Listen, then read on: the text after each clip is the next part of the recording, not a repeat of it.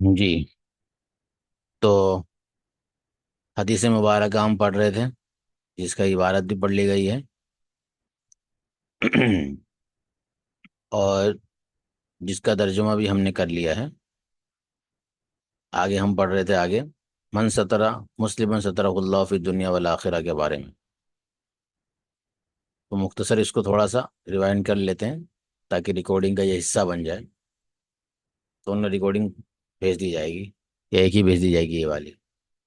تو حضرت ابو ہریرہ رضی اللہ تعالیٰ عنہ سے مروی ہے کہ نبی کریم صلی اللہ علیہ وسلم نے فرمایا کہ جو کوئی کسی مسلمان کی کوئی بھی پریشانی اگر دنیا میں دور کرے گا تو اللہ تعالیٰ آخرت میں اس کی بہت سی پریشانیوں کو قیامت کے روز دور کر دیں گے۔ دوسری چیز حدیث مبارکہ میں کہ جو کوئی کسی مسلمان یعنی کسی تنگ دست پر آسانی کرے گا، اللہ تعالیٰ دنیا اور آخرت میں اس پر آسانی کریں گے۔ تیسری چیز حدیث مبارکہ میں بیان کی جا رہی ہے کہ جو کوئی کسی مسلمان کی پردہ پوشی کرے گا، اس کے عیب کو چھپائے گا، اللہ تعالیٰ دنیا اور آخرت میں اس کے عیب کو چھپائیں گے۔ سبحان اللہ! دنیا میں بھی ہمارے عیب کو اللہ چھپا رہا ہے، جب اللہ چھپانا چاہے تو کوئی بھی ہمارے عیب کو نہیں بتا سکتا کسی کو، اور جب آخرت میں اللہ چھپانا چاہ رہا ہے کوئی بھی نہیں بتا سکتا۔ اس سے بڑی چیز کیا چاہیے ہمیں؟ اللہ سے زیادہ ہمیں سیف کون رکھ سکتا ہے؟ کوئی بھی نہیں رکھ سکتا۔ جب اللہ ہی نہیں چاہ رہا ہے ہماری برائی کسی کے سامنے آئے تو کوئی چاہ کر بھی کچھ نہیں کر سکتا۔ چاہے آپ کا موبائل لے لے، چاہے آپ کی پرسنل لائف میں انٹرفیئر کر لے، 50 لوگوں کو لگا دے، وہ آپ کا پاسورڈ جان لے، جب اللہ نہیں چاہ رہا ہے، آپ کی حفاظت کرنا چاہ رہا ہے اللہ، سامنے والا کچھ نہیں کر سکتا۔ مطمئن رہیے، اس لیے اپنا اللہ سے کنیکشن مضبوط کیجئے۔ لوگ آپ کی برائی چاہ کر بھی نہیں بتا سکتے دوسروں کو، کیونکہ اللہ نے ذمہ لے رکھا ہے آپ کا۔ اور جب اللہ چاہیں گے آپ کی برائی بتانا ہے تو آپ ہزاروں پاسورڈ لگا دیجئے، ہزاروں سیکورٹی یوز کر لیجئے، بچنے والے نہیں ہیں آپ۔ تو کیا بہتر ہے؟ بہتر یہی کہ اللہ تعالیٰ سے کنیکشن کر لیں اور مسلمان کے عیب کو چھپائیں، تاکہ اللہ دنیا اور آخرت میں آپ کے عیب کو چھپائے۔ اور ہر کوئی چاہتا ہے کہ میرے عیب چھپے رہے، چاہے وہ مسلمان ہو کہ مسلمان نہ ہو، ہر کوئی چاہتا ہے، کوئی اپنی برائی نہیں بیان۔ بہت ساری چیزیں ہماری پرسنل صرف ہمیں اور ہمارے اللہ کو پتہ ہے، تو پھر اس لیے ہم سدھر جائیں اور خود کے عیب کو بھی چھپا کے رکھیں، دوسروں کے عیب کو بھی چھپا رکھیں۔ جب کوئی بندہ اپنا ہی ایپ خود بیان کرتا ہے نا، آج کل مارکیٹ میں ایسے لوگ بہت ہیں، کتنا غصہ اللہ کو آتا ہوگا، سوچیں آپ کیسے بیان کرتے ہیں۔ ارے یار میں نے تو اپنی بیوی کے ساتھ، ارے یار میں نے تو یار وہ لڑکی پٹائی تھی، پٹی نہیں یار، ارے یار وہ میں اس زمانے میں تھا نا تو اتنے سارے میں نے زنا کیا، فخر کے ساتھ گناہ کو بیان کر رہے ہیں۔ اللہ چاہتے تو کیا سب کو نہیں بتا سکتے تھے؟ اللہ چاہے تو آسمان کو اسکرین بنا کر تمہاری ایک ایک رات کی چیزیں بتا دیں۔ ارے اللہ نے چھپا رکھا ہے، چھپائے رکھو اس کو، کیوں بتا رہے ہو اپنی زبان سے اپنی برائی کو؟ اللہ کو بہت غضب آتا ہے کہ جس بندے کی میں نے برائی چھپا رکھی ہے، میں چاہوں تو پوری دنیا میں اس کی برائی بتا دوں، لیکن میں اس کی برائی چھپا رہا ہوں اور یہ ہوشیاری مار کر اپنی برائی خود ہی بیان کر رہا ہے، پھر اس کا بہت برا حال ہوتا ہے۔ پھر ایسے شخص کو تو توبہ کی توفیق بھی نہیں ہوتی، پھر اس کی برائی کسی کے سامنے بچی بھی نہیں رہتی۔ اس لیے خود بھی اپنی برائی خود چھپانا چاہیے۔ دو طرح کے مارکیٹ میں لوگ ہیں، ایک تو وہ جو دوسرے کی برائی کے پیچھے پڑے رہتے ہیں، تو پہلا کام تو حدیث میں یہی بتایا گیا کہ دوسرے کی برائی کو چھپائیں، لیکن مسلمان میں خود ہم اپنی برائی بھی چھپائیں۔ ہم جتنے بھی، اس کا یہ مطلب نہیں کہ خالی برائی کو چھپائیں اور برائی کرتے رہے، برائی کرنا بھی نہیں ہے اور ہو جائے تو چھپانا ہے، یہ ہے اصل۔ آگے بات بتا رہے ہیں، چوتھی چیز حدیث مبارکہ میں، واللہ فی عون العبد ما کان العبد فی عون اخیہ، اللہ اپنے اس بندے کی مدد میں لگے رہتا ہے جب تک کہ بندہ اپنے بھائی کی مدد میں لگے رہتا ہے۔ بندہ جب تک بھی کسی بھائی کی مدد میں لگا ہوا ہے، اللہ کی مدد اس کے ساتھ شامل حال ہے۔ سبحان اللہ! لیکن ہم یہ چاہتے ہیں کہ اللہ کی ہمیشہ ہمارے ساتھ مدد لگے رہے، تو ہم اپنے مائنڈ میں کنسیپٹ رکھیں ہمیشہ کہ ہم دوسروں کی ہیلپ کرتے رہیں گے، کسی نہ کسی اینگل سے ہمارے ذریعے ہیلپ ہوتے رہنی چاہیے۔ آپ اپنی بیوی کے لیے کما رہے ہو، بچوں کے لیے کما رہے ہو، یہ بھی تو ہیلپ ہوا نا، وہ بھی تو مسلمان ہی بھائی ہوا ایک درجے میں۔ ماں باپ کے لیے کما رہے ہیں، ماں باپ کے لیے چیزیں کر رہے ہیں، خود ماں باپ ہمارے لیے کر رہے ہیں، اس لیے ان کا مقام اتنا ہے کہ کوئی پہنچ ہی نہیں سکتا ان تک۔ لیکن ایک درجے میں اگر ہم اولاد ہو کے بھی اپنے ماں باپ کی، اپنے بچوں کی، اپنی بیویوں کی اور اپنے دوست احباب سب کی خدمت میں لگے ہوئے ہیں، تو ایک درجے میں ہم ایک مدد میں ہی لگے ہوئے ہیں۔ کمانا، وقت دینا، پوچھنا، خیریت کرنا، یہ سب کیا ہے؟ مدد ہی ہے۔ تو اللہ ہماری مدد میں لگا ہوا ہے، ٹینشن لینے کی ضرورت نہیں۔ یہ سب مسلمان کو پتا ہونا چاہیے، یار ہمارا اللہ ہمارے ساتھ ہماری مدد میں لگا ہوا ہے، نو ٹینشن۔ کیونکہ میں کسی نہ کسی طریقے سے کسی بندے کی مدد میں لگاؤں کہ نہیں لگاؤں، تو آپ میں سے ہر کوئی دیکھے کہ میں لگاؤں کہ نہیں لگاؤں کسی کی مدد میں، مطلب مجھ سے کسی کی مدد ہو رہی ہے کہ نہیں ہو رہی ہے؟ یقیناً ہو رہی ہوگی آپ کے ذریعے بہت سے لوگوں کی مدد تو جب ہو رہی تو آپ یہ سوچیے کہ پھر اللہ تو میری مدد میں لگا ہے، چونکہ میں کسی نہ کسی طریقے سے کسی مسلمان کی مدد میں لگا ہوں، بیوی بھی آپ کی مسلمان ہی ہے، بچے بھی آپ کے مسلمان ہیں، ماں باپ رشتے دار سب آپ کے ہی ہیں۔ تو یہ حدیث اس پہ بھی فٹ آتی ہے۔ اس حدیث کا صرف یہ مطلب نہیں کہ ان نون پرسن کی مدد، اس حدیث کا یہی مطلب ہے کہ اپنے بھائی، تو ہر مسلمان ایک دوسرے کا بھائی ہے نا، اس کانسیپٹ کے اعتبار سے دیکھا جائے تو ہر رشتے دار آپ کا، قریب سے قریب رشتہ آپ کا دور کا رشتہ آپ کا، سب آپ کے ایک درجے میں بھائی ہوئے، تو ان کی مدد میں اگر آپ کسی بھی طریقے سے لگے ہوئے ہو تو اللہ تعالیٰ آپ کی مدد میں لگا ہوا ہے، تو اپنے آپ میں مطمئن رہنا چاہیے کہ ٹینشن لینے کی ضرورت نہیں، میرا اللہ میرے ساتھ ہے۔ آگے حدیث مبارکہ میں پانچویں چیز، چار چیز ہو گئی،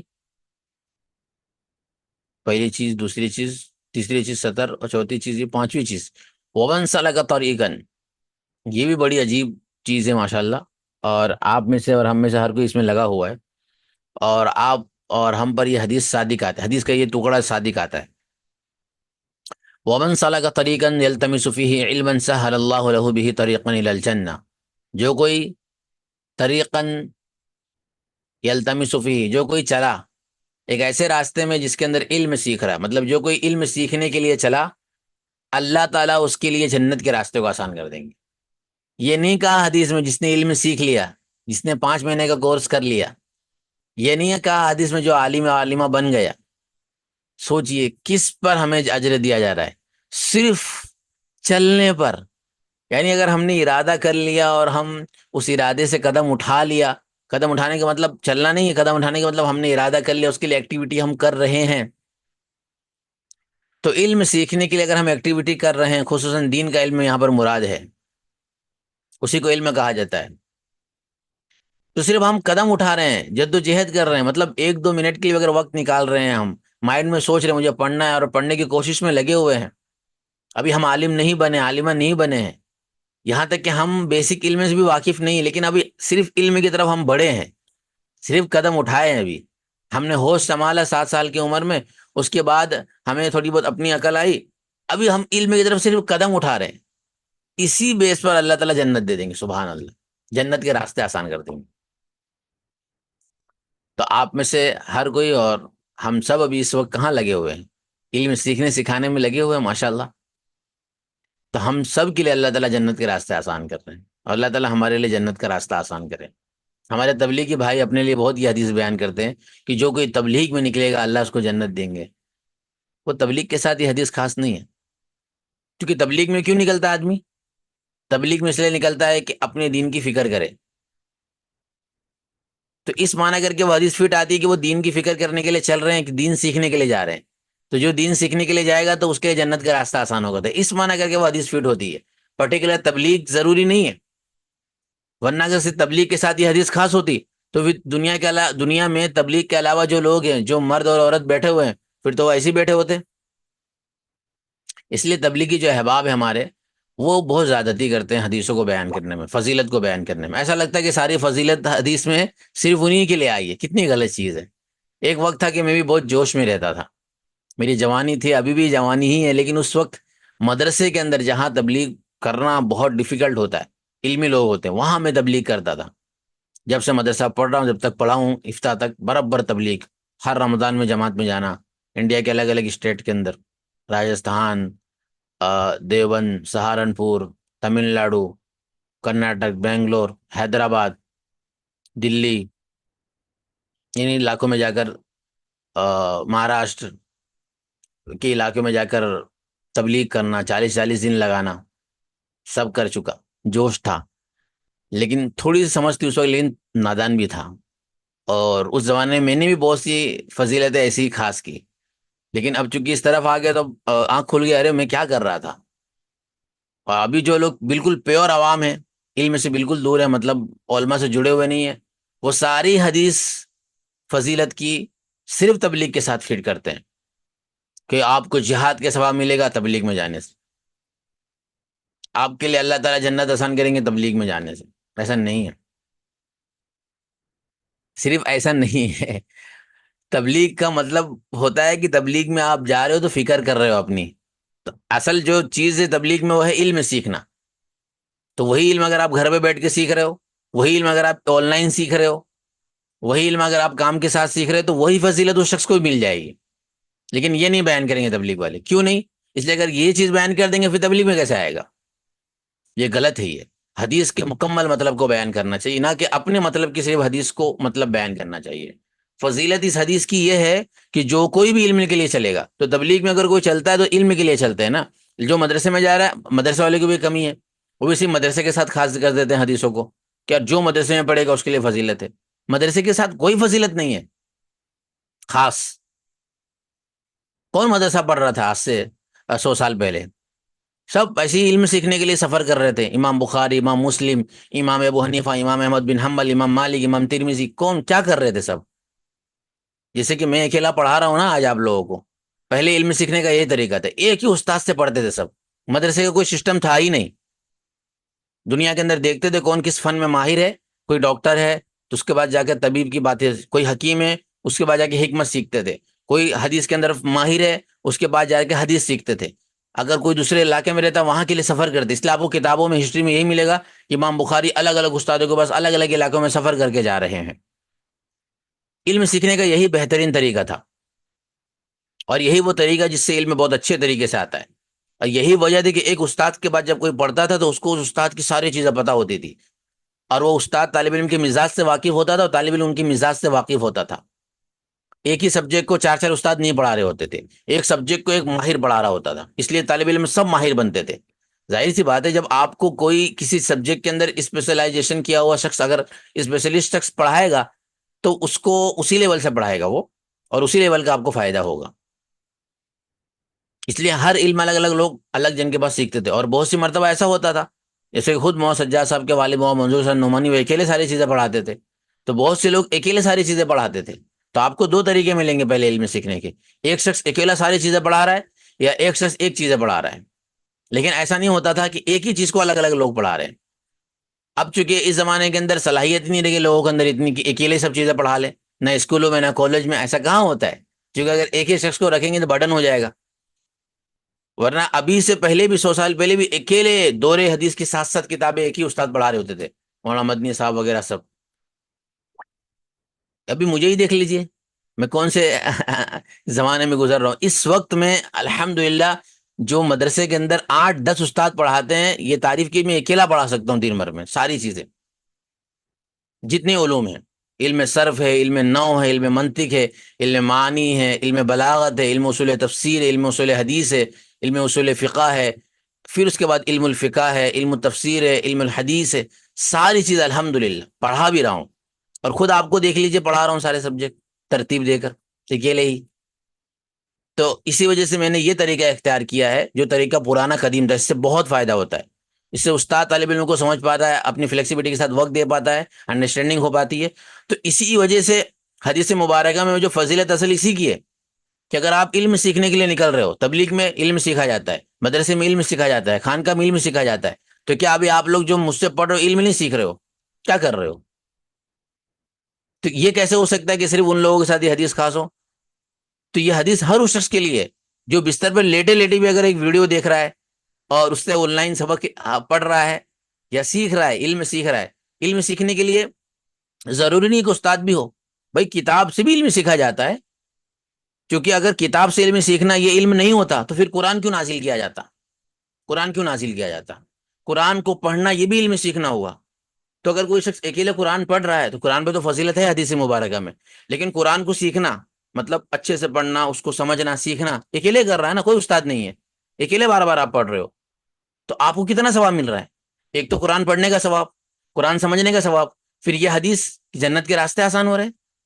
تو علم صرف استاد سے پڑھنے کا نام ہی نہیں ہے، بلکہ جو چیز آپ کو استاد نے پڑھا دی اس کے ذریعے اور علم کے دروازے، جو ابھی میں نے آپ کو بیسک چیزیں پڑھا دی، آپ اس کے علاوہ اردو کتابیں مطالعہ کر رہے ہو، مسائل کی، سیرت کی پڑھ رہے ہو، ایکسٹرا چیزیں پڑھ رہے ہو، تو جو آپ ایکسٹرا چیزیں خود سے پڑھو گے تو کیا وہ علم نہیں ہے؟ وہ بھی علم ہے، اور وہ بھی علم آپ سیکھ رہے ہو، تو اس کی وجہ سے بھی جنت آسان ہوگی. سوچئے کتنی بڑی یہ حدیث ہے، کتنا وسیع مفہوم ہے اس کا. اس کو چھوٹا سا مفہوم کر دیں گے، تبلیغ کے ساتھ مدرسوں کے ساتھ خاص کر دیں گے. جبکہ یہ حدیث مبارکہ کہہ رہی ہے کہ کوئی شخص ایک حرف بھی اگر سیکھتا ہے، چاہے ڈائریکٹلی سیکھے چاہے انڈائریکٹلی سیکھے، چاہے آپ یوٹیوب سے سیکھیں، چاہے آپ ویڈیو سے سیکھیں، چاہے آپ کتابوں سے سیکھیں، چاہے آپ استاد سے سیکھیں، چاہے آپ خود سے سیکھیں، ایک بھی چیز اگر آپ سیکھ رہے ہو اور سیکھنا بھی نہیں کہا، صرف کہا کہ سیکھنے کی طرف بڑھ رہے ہو، یوٹیوب آن کیا خالی سیکھنے کے لیے، چلو میں آج دیکھتا ہوں کہ قرآن کریم کو صحیح کس طرح پروناؤنس کیا جاتا ہے، خالی آپ نے یوٹیوب کی ویڈیو سرچ ماری، یہ حدیث فٹ ہو جائے گی آپ کے اوپر، کوئی بتائے گا آپ کو؟ حدیث تو یہی کہہ رہی ہے کہ من سلک طریقن، سلک کہتے ہیں چلنے کو، من سلک طریقن یلتمس فی، یلتمس کا مطلب ہوتا ہے تلاش کرنا، طلب کرنا، تو من سلک طریقن جو کوئی چلا، یلتمس فی علما صرف علم طلب کرنے کے لیے، علم کی پیاس میں وہ خالی چلا، سہل اللہ لہ بہ طریقا الی الجنہ، اللہ تعالیٰ صرف اسی بیس پر اس کو جنت کے راستے آسان کر دیں گے، سبحان اللہ۔ تو آپ کسی کتاب کو پڑھے نہیں، وہ بات یہ خالی کھول ہی رہے ہیں آپ کہ چلو آج میں سیکھوں گا یہ چیز، اس پر یہ حدیث فٹ ہو جاتی ہے، سبحان اللہ، کتنا وسیع مفہوم ہے۔ آگے دیکھیے حدیث کے اندر آگے کہا جا رہا ہے وَمَا اجْتَمَعَ قَوْمٌ فِي بَيْتٍ مِّن بُيُوتِ اللَّهِ يَتْلُونَ كِتَابَ اللَّهِ، اور اگر کوئی قوم، کوئی جماعت، کوئی ٹیم، کوئی گروپ کسی ایک ایسے گھر میں بیٹھتا ہے، اللہ کے گھروں میں سے کسی ایک ایسے گھر میں بیٹھتا ہے، اللہ کا گھر جہاں عبادتیں ہوتی ہے، خصوصاً مسجد مراد ہے، لیکن صرف مسجد میں اللہ کی عبادت ہوتی ہے؟ جس گھر میں اللہ کی عبادت وہ اللہ کا گھر ہے، مسجد اللہ کا گھر ہے، یہ سب کو پتا ہے۔ اس طریقے سے اگر ہم گھر میں نماز پڑھاتے ہیں، گھر ہماری خود مسجد بن گئی ہے، تو ایک درجے میں وہ بھی ایک معنی کر کے اللہ کا گھر ہو جائے گا۔ مراد یہ ہے کہ اس حصے میں اللہ کی عبادت ہو رہی ہے، تو اپنے گھروں کو اللہ کا گھر بنانا ہے، نماز اور قرآن کی تلاوت کرنی ہے ہمیں۔ تو مجتمع قوم فی بیت من بیوت اللہ، اللہ کے گھروں میں سے کسی ایک گھر کے اندر اگر کوئی قوم جمع ہو کر جمع ہوتی ہے، یتلون کتاب اللہ، اس میں اللہ کے کتاب کی تلاوت کرتی ہے، وَيَتَدَارَسُونَهُ بَيْنَهُمْ، اور وہ آپس میں اس کو پڑھتے پڑھاتے ہیں، إِلَّا نَزَلَتْ عَلَيْهِمُ السَّكِينَةُ وَغَشِيَتْهُمُ الرَّحْمَةُ، ان پر سکینت نازل ہوتی ہے، رحمت ان کو ڈھانپ لیتی ہے، وَحَفَّتْهُمُ الْمَلَائِكَةُ، اور فرشتے انہیں چھیک لیتے ہیں، گھیر لیتے ہیں ہر طرف سے۔ ابھی اس وقت فی الحال آپ بھی ایک جگہ بیٹھے ہوئے ہو، میں بھی بیٹھا ہوا ہوں، اور ہم پڑھ رہے ہیں، پڑھا رہے ہیں، اللہ کی اس لیے رحمت نازل ہو رہی ہے۔ ابھی اس وقت فرشتے گھیر لیے ہیں، فرشتے ہمارے مطلب چھا چکے ہیں، اور رحمت اللہ تعالیٰ کی ہمیں ڈھانپ لی ہے، اور سکینت نازل ہو رہی ہے، سکون۔ یہی وجہ ہے کہ آپ پڑھنے سے پہلے کا ٹائم دیکھ لیں، پڑھنے کے بعد دیکھ لیں، جس وقت آپ پڑھ رہے ہو تو کیا سکون مل رہا ہوتا ہے آپ کو۔ تو اب اس کو بھی صرف تبلیغ کے ساتھ خاص کر لیا لوگوں نے، تبلیغ کے ساتھ یہ حدیث نہیں خاص ہے، بلکہ ہر اس جماعت کے ساتھ، ٹیم کے ساتھ، گروپ کے ساتھ خاص ہے کہ جس کے اندر پڑھنا پڑھانا ہو رہا ہے دین کی لائن سے، خصوصاً قرآن کریم۔ تو ابھی ہم حدیث پڑھ رہے ہیں، یہ بھی وہی غیر مطلوع ہے، قرآن کا ہی ایک حصہ ہے، قرآن کی انڈرسٹینڈنگ ہے یہ۔ تو ہر وہ چیز جو قرآن کے اندر مدد، معاون ہو، ہیلپر ہو، تو اس چیز کا پڑھنا پڑھانا ہمیں یہ ثواب رکھتا ہے کہ اس وقت فرشتے، اس وقت اللہ تعالیٰ کی سکینت نازل ہوتی ہے، فرشتے ڈھانپ لیتے ہیں، اور فرشتے گھیر لیتے ہیں، اور رحمت اللہ تعالیٰ کی ہمیں ڈھانپ لیتی ہے۔ تو کوئی یہ چاہتا ہے کہ ہمیں یہ چیز حاصل ہو تو کتاب اللہ کا پڑھنا پڑھانا ہونا چاہیے، اسی وجہ سے ہم پڑھا رہے ہیں، ورنہ کون اس کی قیمت دے سکتا ہے پڑھانے کی؟ ہزاروں، لاکھوں، کروڑوں روپے ہوتے ہیں، یہ تو اللہ دے گا انشاءاللہ آخرت میں اجر۔ یہ تو صرف جو فیس رکھی جاتی ہے وہ صرف اس لیے کہ تھوڑا متوجہ ہو جائے، تھوڑا بہت ایکٹیو رہیں لوگ، اصل اجر تو اللہ تعالیٰ اس کا عطا کریں گے۔ اور یہی وجہ ہے کہ اس طرح کی حدیثیں ہمیں موٹیویٹ کرتی ہے پڑھانے پر، کہ ہم پڑھا اسی وجہ سے رہے ہیں کہ اللہ کی سکینت، اللہ کے فرشتے جو ہمیں گھیر رہے ہوئے ہیں، اور اللہ کی رحمت نازل ہو رہی ہے، ہمیں جنت ملے گی انشاءاللہ، ہماری دنیا بھی سنورے گی اور آخرت بھی سنورے گی۔ یہ ساری چیز ہمارے پیش نظر ہوتی ہے، جس وجہ سے ہم پڑھ رہے اور پڑھا رہے ہوتے ہیں۔ آپ میں سے بہت سے لوگ کیوں پیسہ دے رہے ہیں؟ آپ کو بھی بہت سے لوگوں کو پتا ہے کہ ہمیں کیا مل رہا ہے، کچھ نہیں مل رہا ہے، لیکن جو دیتے ہیں وہ اسی وجہ سے کہ یار یہ تو کوئی بھی نہیں ہے، ہمیں جو مل رہا ہے اس کے بدلے میں وہ اللہ بہتر جانتا ہے، اور ہمیں جو سکون ہے اور آخرت کے اندر جو ہمیں کامیابی ملے گی اس کا اندازہ ہم نہیں لگا سکتے۔ تو لالچ ہم میں سے ہر کسی کو دنیا کے علاوہ آخرت کے اصل میں ہوتی ہے، اور یہی ہونا چاہیے۔ تو جب کوئی پڑھ رہا پڑھا رہا ہوتا ہے تو اللہ تعالیٰ کیا اس پہ رحمت نازل کرتے ہیں، سکینت نازل ہوتی ہے، رحمت اس کو ڈھانپ لیتی ہے، فرشتے گھیر لیتے ہیں۔ اور کیا ہوتا ہے پتہ ہے؟ صرف یہی نہیں، جب پڑھنا پڑھانا شروع ہوتا ہے، جیسے کہ ہم اور آپ پڑھ رہے پڑھا رہے ہیں، تو جتنے ٹائم تک ہم پڑھ رہے پڑھا رہے ہوتے ہیں، چاہے آف لائن ہو چاہے آن لائن ہو، کیا ہو رہا ہوتا ہے؟ حدیث میں آخر میں وَذَكَرَهُمُ اللَّهُ فِي مَنْ عِنْدَهُ، ایسے لوگوں کا تذکرہ اللہ تعالیٰ ان لوگوں کے سامنے کرتے ہیں جو لوگ اللہ کے پاس ہوتے ہیں۔ اللہ کے پاس کون ہوتا ہے؟ فرشتے ہوتے ہیں. تو اللہ فرشتوں سے کہہ رہے ہوتے دیکھو میرا بندہ میری باتوں کو پڑھ رہا ہے, میری نبی کی باتوں کو پڑھ رہا ہے, پڑھا رہا ہے. یعنی اس وقت ہماری اور آپ کی بات اللہ فرشتوں سے کر رہے ہیں. ومن بطا به عمله لم يسرع به نسبه. حدیث کے آخری ورڈ میں کہا گیا کہ جو کوئی اپنے عمل سے پیچھے رہ گیا, مطلب اللہ نے اس کو اپورچونیٹی دی تھی, اللہ نے اس کو فری ویل دی تھی, اللہ نے ہمیں فری ویل دی ہے جس وجہ سے میں پڑھا رہا ہوں اور آپ پڑھ رہے ہو. لیکن آگے حدیث میں بتا رہے ہیں کہ ومن بطا, جس کسی نے رگڑ دیا, مطلب جس کسی نے روند دیا, یعنی جس کو یہ موقع ملا, فری ویل ملی, اس کے باوجود بھی وہ نہیں پڑھا, اس نے اپنی لائف کو نہیں سنوارا, وہ اپنے آپ کو پڑھنے پڑھانے میں اس نے نہیں لگایا, مطلب اس نے اچھا عمل نہیں کیا دنیا میں, تو لم یسرع به نسبه, تو اس کا جو خاندان ہے نا کل جنت میں اسے کل آخرت میں اسے جنت میں نہیں داخل کروا دے گا. مطلب اچھے خاندان کا ہونا, ہاشمی ہونا, قریشی ہونا, سادات میں سے ہونا, بڑے بڑے خاندان میں سے ہونا, یہ اس کو جنت میں نہیں داخل کروا دے گا, بلکہ اس کے لیے اس کو عمل کرنا پڑے گا. بہت سے لوگ آ کے کہتے ہیں کہ یہ تو سید ہے مفتی صاحب, تو کیا اس کا پیر دھو کے پی لیں؟ سید کے لیے بھی گناہ سے بچنا ضروری ہے, اور سید کے لیے بھی نماز پڑھنا ضروری ہے. کیا سید گنہگار نہیں ہو سکتا؟ سید جہنم میں نہیں جائے گا؟ بالکل جائے گا, گنہگار ہوگا. دنیا میں بس اتنی فضیلت ہے کہ خاندان نبی سے ہے, جس وجہ سے ان کے اوپر زکوٰۃ حرام ہے, لیکن اس کا یہ مطلب تھوڑی نا کہ وہ کچھ بھی کر سکتا ہے. تو شیعہ ہونے کا مطلب یہ تھوڑی نا کہ وہ سید ہی ہوگا. بہت سے لوگوں کو پریشانی ہوتی ہے کہ مفتی صاحب یہ سب سید لوگ ہیں, غلط کام کر رہے ہیں. تو اللہ تعالیٰ کے جو نیک بندے ان کے اوپر ہی درود و سلام جانے والا ہے. جو برا کام کر رہا ہے وہ اپنے عمل کے ساتھ جانے والا ہے, اس کے برا کام کرنے کی وجہ سے وہ پکڑا جائے گا. یہ نہیں کہ وہ برا کام کر رہا ہے تو خاندان کی وجہ سے وہ بچ جائے گا. اب اندازہ لگائیے, خاندانیت نہیں چلتی ہے, اللہ کے وہاں خاندانیت نہیں چلتی ہے. یہی وجہ ہے کہ جو خاندانیت چلائے گا, جس کو عربی میں کہا جاتا ہے اقربا پروری, اقربا پروری کہتے ہیں کہ اپنی خاندان کے بیس پر, اپنی پوسٹ پر باقی رہنا. اور یہ کہیں بھی اسلام کے اندر مطلوب نہیں ہے, اور اسلام کے اندر اس کے اوپر سخت سرزنش کی گئی ہے کہ خاندان کے بیس پہ کسی کو عہدہ دینا. ہاں یہ ضرور پریفر کیا گیا ہے کہ آپ کو اپنی بہتری کے لیے یہ دیکھنا چاہیے کہ اپنے خاندان میں رشتہ کرو, خاندان کے اندر یہ ہو, لیکن خاندان کے بیس پر کسی کو اونچا سمجھنا, کسی کو نیچا, اس سے منع کیا گیا اسلام میں. یہ ضرور کہا گیا کہ آپ کے انڈرسٹینڈنگ کے لیے اپنے ہی لوگوں کو دیکھو. اس سے یہ بات لازم نہیں آتی ہے کہ اگر آپ اپنی مطلب کوئی شیخ خان ہے تو وہ اپنے برادری کے لوگوں کو دیکھ رہا ہے, اس کا یہ مطلب, یہ تو ٹھیک ہے کہ اپنی برادری کے لوگوں کو دیکھو ڈیلنگ کے لیے, لیکن یہ نہیں اس کا مطلب ہے کہ آپ ہی سب سے افضل ہو اور دوسرے لوگ نیچے درجے کے ہیں. یہ نہیں ہے اسلام میں. اور کسی کو کوئی عہدہ بھی اگر اسلام میں دیا جائے گا, کسی کو خلیفہ بنایا جائے گا, کسی کو لیڈر بنایا جائے گا, تو اس کو اس کے خاندان کے بیس پر نہیں بنایا جائے گا. اگر خاندانیت چلے گی تو فساد آئے گا, جیسے کہ بنگلہ دیش میں ہوا ہے اقربا پروری. باپ تھا, بیٹی بنی, اور بیٹی نے کہا کہ ہمارے راج چلے گا, تو ہمارے راج چلے گا, راج چل گیا آپ کا. تو یہ کل آخرت میں بھی نہیں چلنے والا ہے کہ کوئی یہ بولے کہ میں اپنے خاندان کی بیس پہ میری مغفرت ہو جائے گی, وہاں بھی نہیں چلے گا. جب دنیا میں تمہاری خاندانیت نہیں چل رہی تو آخرت میں تو بالکل بھی نہیں چلنے والی ہے. تمہیں عمل کرنا پڑے گا, سدھر کر رہنا پڑے گا, سیدھے رہنا پڑے گا. تم کسی بھی باپ کی بیٹی ہو یا تم کسی بھی خاندان سے ہو, یہ نہیں دیکھا جائے گا, اصل دیکھا جائے گا عمل. اس لیے دنیا کے اندر تو کیا خاندانیت بہت سی جگہ پہ چل جاتی ہے, ڈکٹیٹر اسی کو بولتے ہیں, ڈکٹیٹرشپ, کہ آپ خاندانیت کے بیس پر آپ راج کریں, آمریت چلائیں. دنیا میں بہت سی جگہ پہ چل رہی ہے.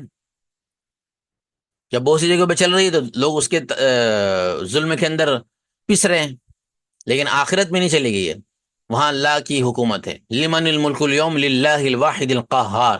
وہاں ایک اللہ کی حکومت ہے کہ جو قہار ہے اور واحد ہے, اور وہ بتائے گا کہ تم خاندان کی بیس پہ دنیا میں تو بہت راج کر لیے, یہاں تمہاری خاندانیت نہیں چلے گی. عمل ہے نہیں ہے تو پھر چلو اب جہنم کے اندر. اس لیے عمل کرنا اصل ہے. تو یہ حدیث مبارکہ کا پورا خلاصہ یہ ہو گیا. سب سے پہلی چیز, مسلمان کی پریشانی کو ہمیں دور کرنا چاہیے, چاہے چھوٹی کیوں نہ ہو. کوئی پریشانی کیسی بھی ہو, اللہ تعالیٰ اس کی برکت سے ہمیں بہت سی پریشانیاں ہماری دور کر دیں گے. دوسری چیز, تنگ دست کی ہمیں آسانی کرنا چاہیے, اللہ تعالیٰ دنیا اور آخرت میں ہمارے لیے آسانی کریں گے. تیسری چیز, ہر مسلمان کی پردہ پوشی کرنی چاہیے عیب کی, اور خود اپنے بھی عیب کو چھپائے رکھنا چاہیے, اللہ تعالیٰ دنیا اور آخرت میں ہمارے عیب کو چھپائے گا.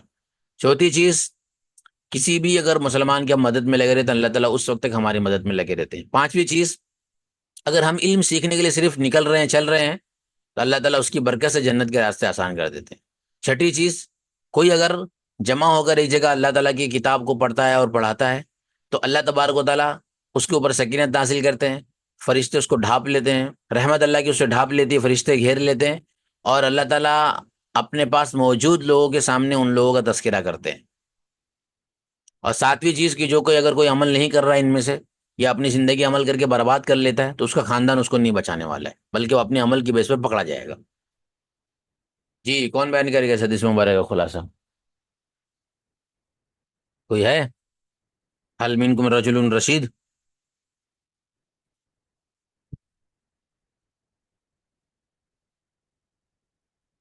جی ارکم صاحب۔ السلام علیکم۔ وعلیکم السلام ورحمۃ اللہ وبرکاتہ۔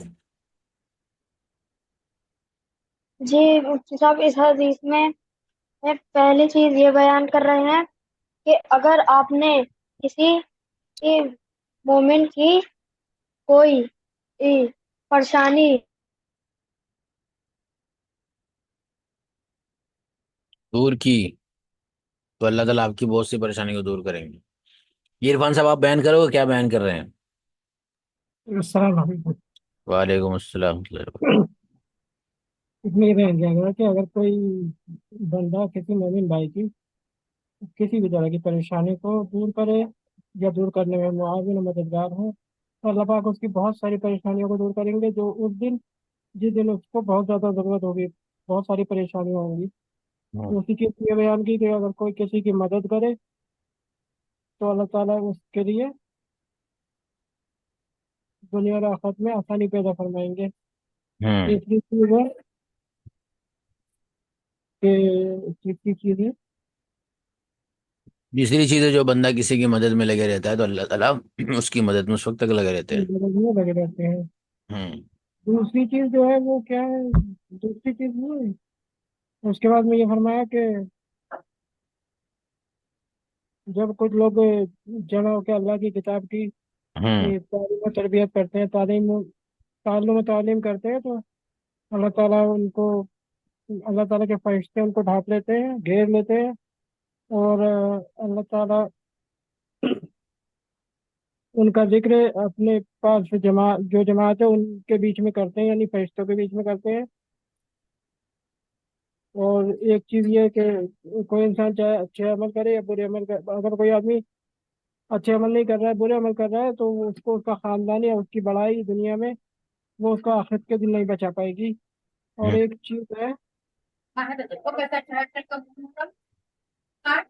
کہ ہوں وہ کیا ہے، جو دوسرے کے لیے آسانی کرے گا اس کو آسانی اس کے لیے، اور جو علم حاصل کرنے کے لیے تھوڑا سا بھی ارادہ کرے گا علم حاصل کرنے کے لیے، تو اس کو اللہ پاک اس کے لیے جنت کا راستہ آسان کر دیں گے۔ ہوں ٹھیک اور کیا چیز ہے؟ ٹھیک ہے، چلیے تو اب ہم چلتے ہیں آج کے دوسرے سبجیکٹ کی طرف۔ اب حضرات کو سمجھ میں آ گئے حدیث مبارکہ یہ والے؟ کس کس کو آ گئی بتائیں؟ ہوں آگے تو دوسرے کو بھی سمجھائیں، جب ایک مرتبہ بول دیں گے سمجھا دیں گے گھر میں یا دوست کو، تو انشاءاللہ پکی ہو جائے گی۔ چلیے آپ کو ساتھ میں عربی بھی آ جاتی ہوگی، بہت آسان ہے، دیکھتے ہیں عربی کتنی آسان ہے حدیث کی، ایسا لگ رہا ہے یار ہمیں عربی بھی آ رہی ہوتی ہے، جبکہ آپ نے عربی نہیں بھی پڑھی ہوئی کبھی، اس کے باوجود بھی آپ کو آ رہی ہے، تو اتنی آسان عربی ہوتی ہے، ہمارے نبی کی زبان کتنی آسان ہے۔ اور آج کل کے جو لوگ تھوڑا بہت عربی سیکھ لیتے ہیں، وہ اتنی ہارڈ عربی بولتے ہیں کہ ان کی عربی کے لیے بھی ہمیں ڈکشنری لے کے بیٹھنا پڑتا ہے۔ اس لیے ہماری زبان کو آسان رکھنا چاہیے، زبان جتنی آسان ہوگی اتنی زیادہ انڈرسٹینڈنگ سامنے والے کو ہو پائے گی، اور یہ نبی علیہ الصلوۃ والسلام کی سنت بھی ہے، آسان ہی کرنی چاہیے دوسرے پر۔ چلتے ہیں ہم آج کے ہمارے دوسرے سبجیکٹ کی طرف، اور آج کا ہمارا جو دوسرا سبجیکٹ ہے وہ ہے مسائل۔ مسائل کے اندر ہم نے تقریباً روزے کے تمامی مسائل کو پڑھ لیے، آج انشاءاللہ ہم اعتکاف کو کور کریں گے۔ اس کے بعد ہیں زکوٰۃ کے مسائل، زکوٰۃ کے بعد نکاح کے مسائل، نکاح کے بعد ہم پڑھیں گے بجنس کے مسائل۔ اس کے علاوہ الحمدللہ ہم قربانی کے مسائل پڑھ چکے ہیں، حج کے عمرے کے مسائل پڑھ چکے ہیں، طہارت کے مسائل پڑھ چکے ہیں، نماز کے مسائل پڑھ چکے ہیں۔ آپ دیکھ رہے اتنے سارے مسائل پڑھ رہے ہیں ہم، 5 مہینہ لوگوں کا سونے میں گزر گیا ہوگا، لیکن ابھی یہ اعتکاف کے پڑھیں گے، پھر زکوٰۃ سکھاؤں گا میں کیسے زکوٰۃ نکالتے ہیں، لائف ٹائم تک آپ کو زکوٰۃ نکالنا آ جائے گا۔ رمضان آئے گا، اس رمضان میں آپ کئی لوگوں کو زکوٰۃ نکالنا سکھاؤ گے۔ کیا فارمولہ ہے زکوٰۃ نکالنے کا. نکاح کے مسائل میں بتاؤں گا کہ مہر کتنا ہوتا ہے اسلامی کے اعتبار سے، اور مہر فاطمی کیا ہوتا ہے، اس کو کس طرح نکالا جائے آج کے کرنٹ ریٹ کے اعتبار سے، وہ بھی سکھاؤں گا انشاءاللہ. وہ بھی آپ کو آ جائے گا، صرف پڑھاؤں گا نہیں، بھی بتاؤں گا. بزنس کے اندر بہت سے مسائل آپ کو بتائے جائیں گے کہ آپ کو کون کون سے بزنس کے طریقے اختیار کرنا ہے، کون سے صحیح کون سے غلط ہے، کون کون سی مین چیز بزنس میں آپ کو رکھنی ہے یاد. ظاہر سی بات ہے بیسک ہم پڑھ رہے ہیں، ایڈوانس لیول کی چیزیں تو داخل نہیں کر سکتا. کوشش کرتا ہوں کہ ڈیٹیلی ایسی بیان کروں تاکہ کچھ چیزیں ساتھ میں آ جائیں. یہ سب اسٹارٹنگ ہے. اس طرح کے اندر ڈیٹیلنگ جو مسائل ہوتے ہیں بہت زیادہ ہوتے ہیں، لیکن اتنا بھی اگر آپ کو آ رہا ہے تو بہت ہے. آنے کا مطلب ہے کہ اچھی طریقے سے انڈرسٹینڈنگ اور سمجھ آپ کو اس کی ہونی چاہیے. چلیے تو اعتکاف کے مسائل ہم پڑھتے ہیں. اعتکاف کا جو لغوی لنگوسٹک جو میننگ ہے، ٹھہرنا ہے. اور شریعت میں مرد کا ایسی مسجد میں جس میں 5 وقت نماز با جماعت ہوتی ہو، اس میں عبادت کی نیت سے ٹھہرنے کو اعتکاف کہتے ہیں. عورت بھی جہاں نماز پڑھتی ہے اسی کوٹھری میں، اسی گھر میں، اسی روم میں اگر وہ ٹھہرتی ہے، 5 وقت نماز جہاں پڑھ رہی ہے وہ، تو وہاں پر اگر وہ ٹھہرتی ہے، اپنے آپ کو روک کر رکھتی ہے، تو اس کو کہا جائے گا کہ وہ اعتکاف کر رہی ہے اس جگہ کا. فضیلت کیا ہے اعتکاف کی؟ حضرت ابن عباس رضی اللہ تعالیٰ عنہ فرماتے ہیں کہ میں نے حضور اکرم صلی اللہ علیہ وسلم کو ارشاد فرماتے ہوئے سنا کہ جو شخص ایک دن کا اعتکاف بھی اللہ کی رضا کے واسطے کرتا ہے، اللہ تعالیٰ اس کے اور جہنم کے درمیان 3 خندقیں حائل کر دیتے ہیں، جس کی مسافت آسمان اور زمین کی مسافت سے بھی زیادہ چوڑی ہے. ایک حدیث میں ہے اعتکاف کرنے والا گناہوں سے محفوظ رہتا ہے.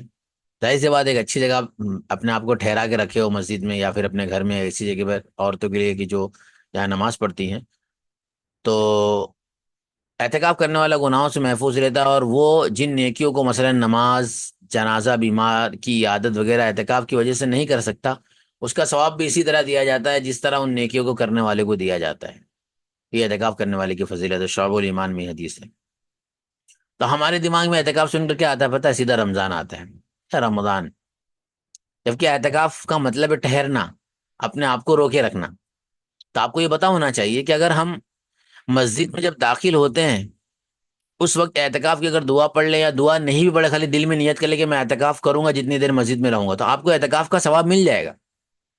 یعنی اگر آپ ایک سیکنڈ کے لیے بھی اگر آپ مسجد میں ہیں اور نیت کر لیتے ہیں اعتکاف کی، تو آپ کو اعتکاف کا ثواب مل جائے گا، نفلی ثواب. یہ اعتکاف کی بات چل رہی ہے. یہی عورتوں کا حال ہے کہ جب وہ نماز پڑھنے کے لیے جہاں جاتی ہیں، جس جگہ پہ نماز پڑھتی ہیں، وہ ان کو چاہیے کہ وہ اتنی پیریڈ کے لیے اپنے آپ کو یہ نیت کر لے کہ میں اعتکاف میں آ گئی ہوں، اس جگہ پہ میں رہوں گی اتنی دیر تک، اعتکاف کی نیت کر لیں، ثواب ملے گا اعتکاف کا. تو کہ اعتکاف کا سن کے سیدھے رمضان یاد نہ آئے کہ رمضان آئے گا تو اعتکاف ہوتا ہے آخری عشرے میں.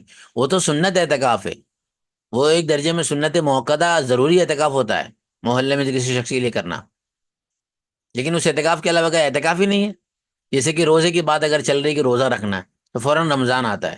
نہیں، رمضان کا روزہ تو کمپلسری ہے، اس کے علاوہ بھی روزہ ہوا ہے نا، سنت روزہ، نفلی روزہ، جس طرح یہ روزے ہوئے. اسی طریقے سے کہ اعتکاف سن کے صرف رمضان یاد نہ، یار میں تو کرتا نہیں اعتکاف، یا میں نے تو کبھی کیا نہیں اعتکاف. آپ میں سے ہر کوئی اعتکاف کر سکتا ہے. روزانہ اعتکاف کا آپ ثواب کما سکتے ہیں، چونکہ ہم روزانہ مسجد جاتے ہیں. تو جب بھی مسجد میں انٹری مارے ہم، تب اعتکاف کی نیت کر لیں. اب جتنی دیر ہم مسجد میں رہیں گے، نماز پڑھیں گے، فرض پڑھیں گے، سنت پڑھیں گے، ہمیں اعتکاف کا ثواب ملے گا. اور یقیناً دیکھیے اعتکاف کی برکت سے ہم جتنی دیر تک بھی مسجد میں رہتے ہیں گناہ سے محفوظ رہتے ہیں، موبائل یوز نہیں کرتے ہیں، غلط چیزیں نہیں دیکھتے ہیں، غلط چیزیں نہیں سنتے ہیں، کتنا اچھا ماحول ہوتا ہے. تو یقیناً اس کا ثواب ہمیں مل رہا ہے، اور اعتکاف ہمیں گناہوں سے بچا رہا ہے.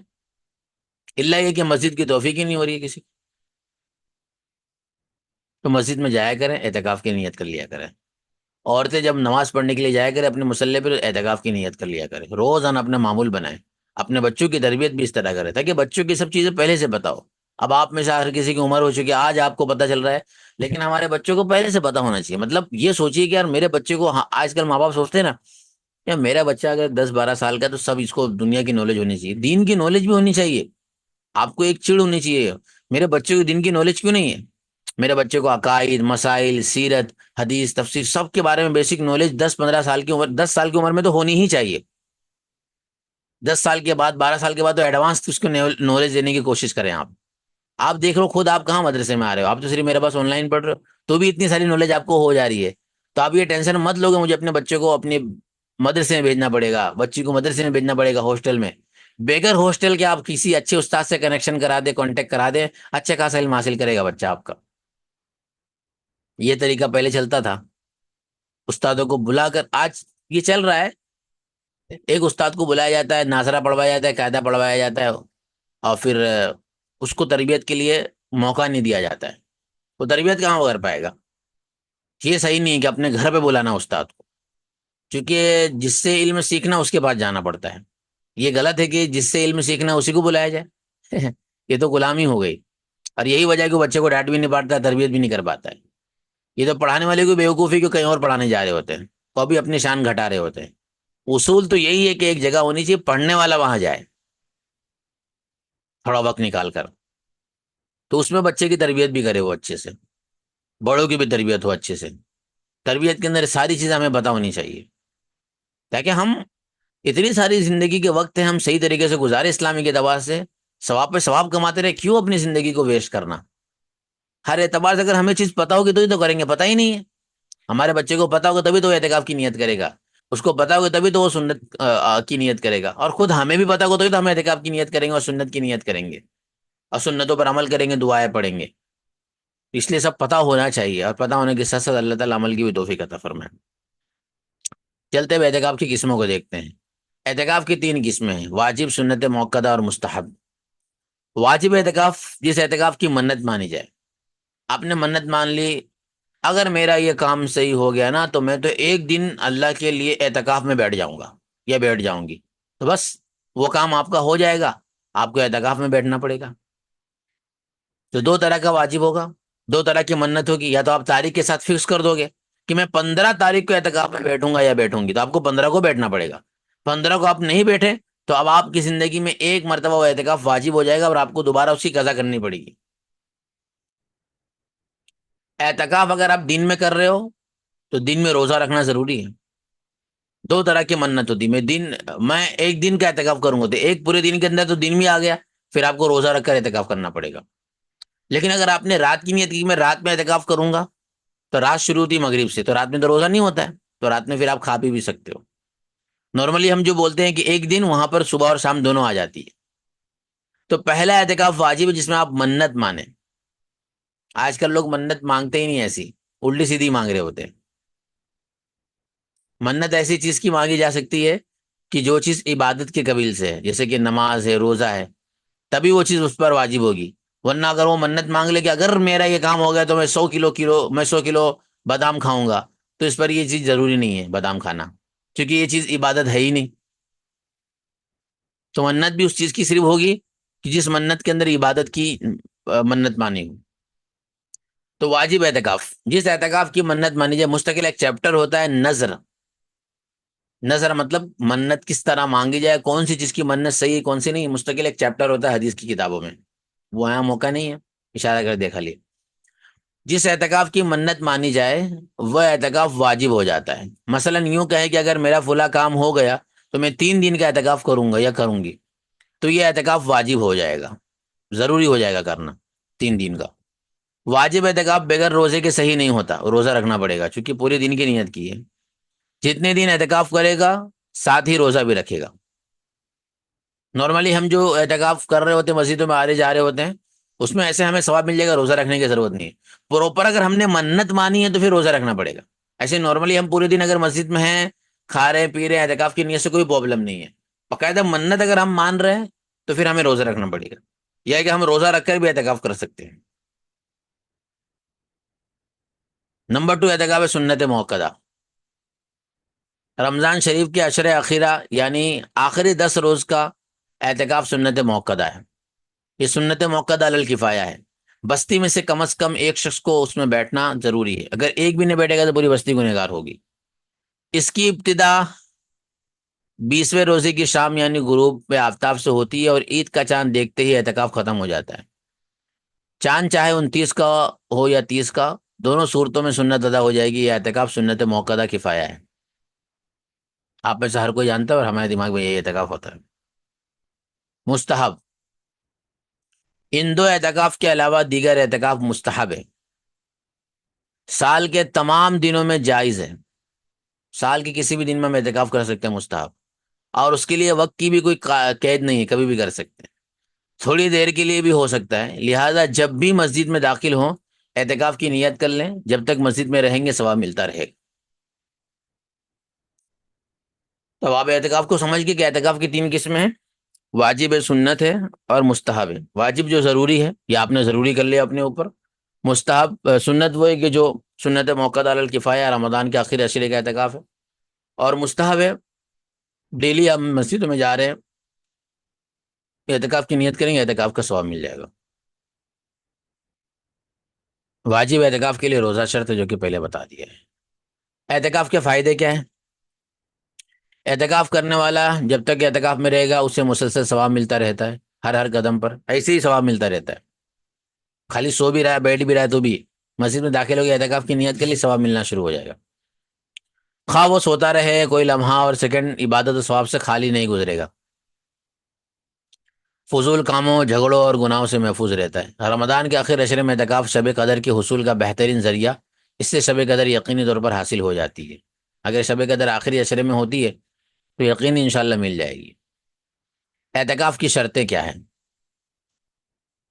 کیسے صحیح ہوگا یہ؟ صحیح ہونے کے لیے کیا ضروری ہے؟ نمبر 1 مسلمان ہونا، نمبر 2 اعتکاف کی نیت کرنا، اعتکاف کی نیت ہی نہیں کی تو اعتکاف ہی نہیں ہوگا پھر۔ نمبر 3 حدث اکبر، جنابت، حیض و نفاس سے پاک ہونا، جنابت لاحق ہو گئی، مرد تھا سو رہا تھا اس کو احتلام ہو گیا تو پھر احتلام جا کے فوراً نہا لے، اسی حالت میں رہے گا تو اعتکاف آپ کا ٹوٹ جائے گا، عورت حیض و نفاس آ گیا تو اعتکاف اسی وقت ٹوٹ جائے گا ان کا، اس کے بعد رمضان کے آخر عشرے میں بیٹھ رہی تو پھر اس کے بعد کنٹینیو نہیں کر سکتی، کنٹینیو کریں گے تو سنت کی وہ جو ثواب ہے وہ ختم ہو جائے گا، اور جس دن آ گیا اگر دن میں حیض آ گیا تو پھر اس دن دوسرے دن قضا کرنی ہوگی، اعتکاف کی قضا اس طرح کی جاتی ہے اعتکاف کی کہ رمضان میں اگر اعتکاف ٹوٹا ہے آخری عشرے میں اگر عورت اعتکاف میں بیٹھی اور حیض آ گیا ہے تو دوسرے دن اعتکاف میں بیٹھ جائے قضا کی نیت سے، چونکہ آلریڈی رمضان کا مہینہ چل رہا تو روزہ رکھنے کی الگ سے ضرورت نہیں، روزہ تو رہیں گے، اور اگر اسی اعتکاف کی قضا رمضان کے بعد کرتی ہیں تو پھر رمضان کے بعد اگر کریں گے تو روزہ رکھ کر قضا کرنی ہوگی، وہی بات آ گئی جو اس سے پہلے اوپر بتائی گئی۔ یہ حال مردوں کا، مرد سنت اعتکاف کے لیے گئے جوش کے اندر گئے لیکن یہ ہوگا کہ بیچ میں چھوڑ کر آ گیا، تو جس دن آپ چھوڑ کر آئے اس دن کی قضا آپ کو کرنی ہے، رمضان میں بھی اس کی قضا کر سکتے ہیں اگر وہ دن باقی ہے تو، رمضان میں قضا کرنا بہت آسان ہے اعتکاف کی کہ فجر سے لے کے آپ مغرب بلکہ دوسرے دن کی فجر تک بیٹھ جائے اعتکاف میں 24 گھنٹے کے لیے، تو رمضان کا روزہ بھی رکھو گے اور اعتکاف کی آپ کی قضا بھی ہو جائے گی انشاءاللہ ایک دن مکمل کی۔ نمبر 4 عاقل ہونا یعنی پاگل نہ ہونا، پاگل ہے 50-50 ہے، وائر شارٹ ہے مارکیٹ سے غائب ہے تو پھر ایسا شخص اعتکاف میں کیا بیٹھے گا، اس کی تو نماز بھی نہیں ہوتی ہے۔ نمبر 5 ایسی مسجد میں اعتکاف کرنا جس میں 5 وقت جماعت کے ساتھ نماز ہوتی ہے، جہاں 1-2 وقت کی نماز ہوتی ہے اس میں اعتکاف نہیں ہوگا، 5 وقت جماعت کے ساتھ نماز ہونی چاہیے، اسی مسجد میں اعتکاف درست ہے۔ ایسی چھوٹی موٹی مسجد جو ٹیمپریری وقت کی نماز ہو رہی ہوتی ہے، عبادت گاہ وغیرہ میں اعتکاف نہیں ہو سکتا، عبادت گاہ جو ہوتی ہے جو ہوٹلوں میں عبادت گاہ ہوتی ہے، جو ہمارے بہت سے فلیٹ وغیرہ میں ہوتی ہے عبادت گاہ، اس میں اعتکاف نہیں کر سکتے چونکہ اس میں 5 وقت کی نماز جماعت سے نہیں ہوتی ہے، بس ایسا ہوتا ہے کہ جماعت کا نماز کا ٹائم ہوتا ہے لوگ آتے ہیں اپنی اپنی نماز پڑھ کے چلے جاتے ہیں مسافر لوگ، اس لیے پراپر ایسی مسجد ہونی جس میں 5 وقت نماز کے ساتھ نماز ہونی چاہیے۔ اعتکاف کے مستحبات کیا ہیں؟ کیا مستحب چیزیں ہیں، مستحب کام جو ہمیں اعتکاف میں کرنے چاہیے؟ نمبر 1 عبادت، تلاوت، تسبیح اور درود شریف پڑھنے میں مشغول لینا چاہیے،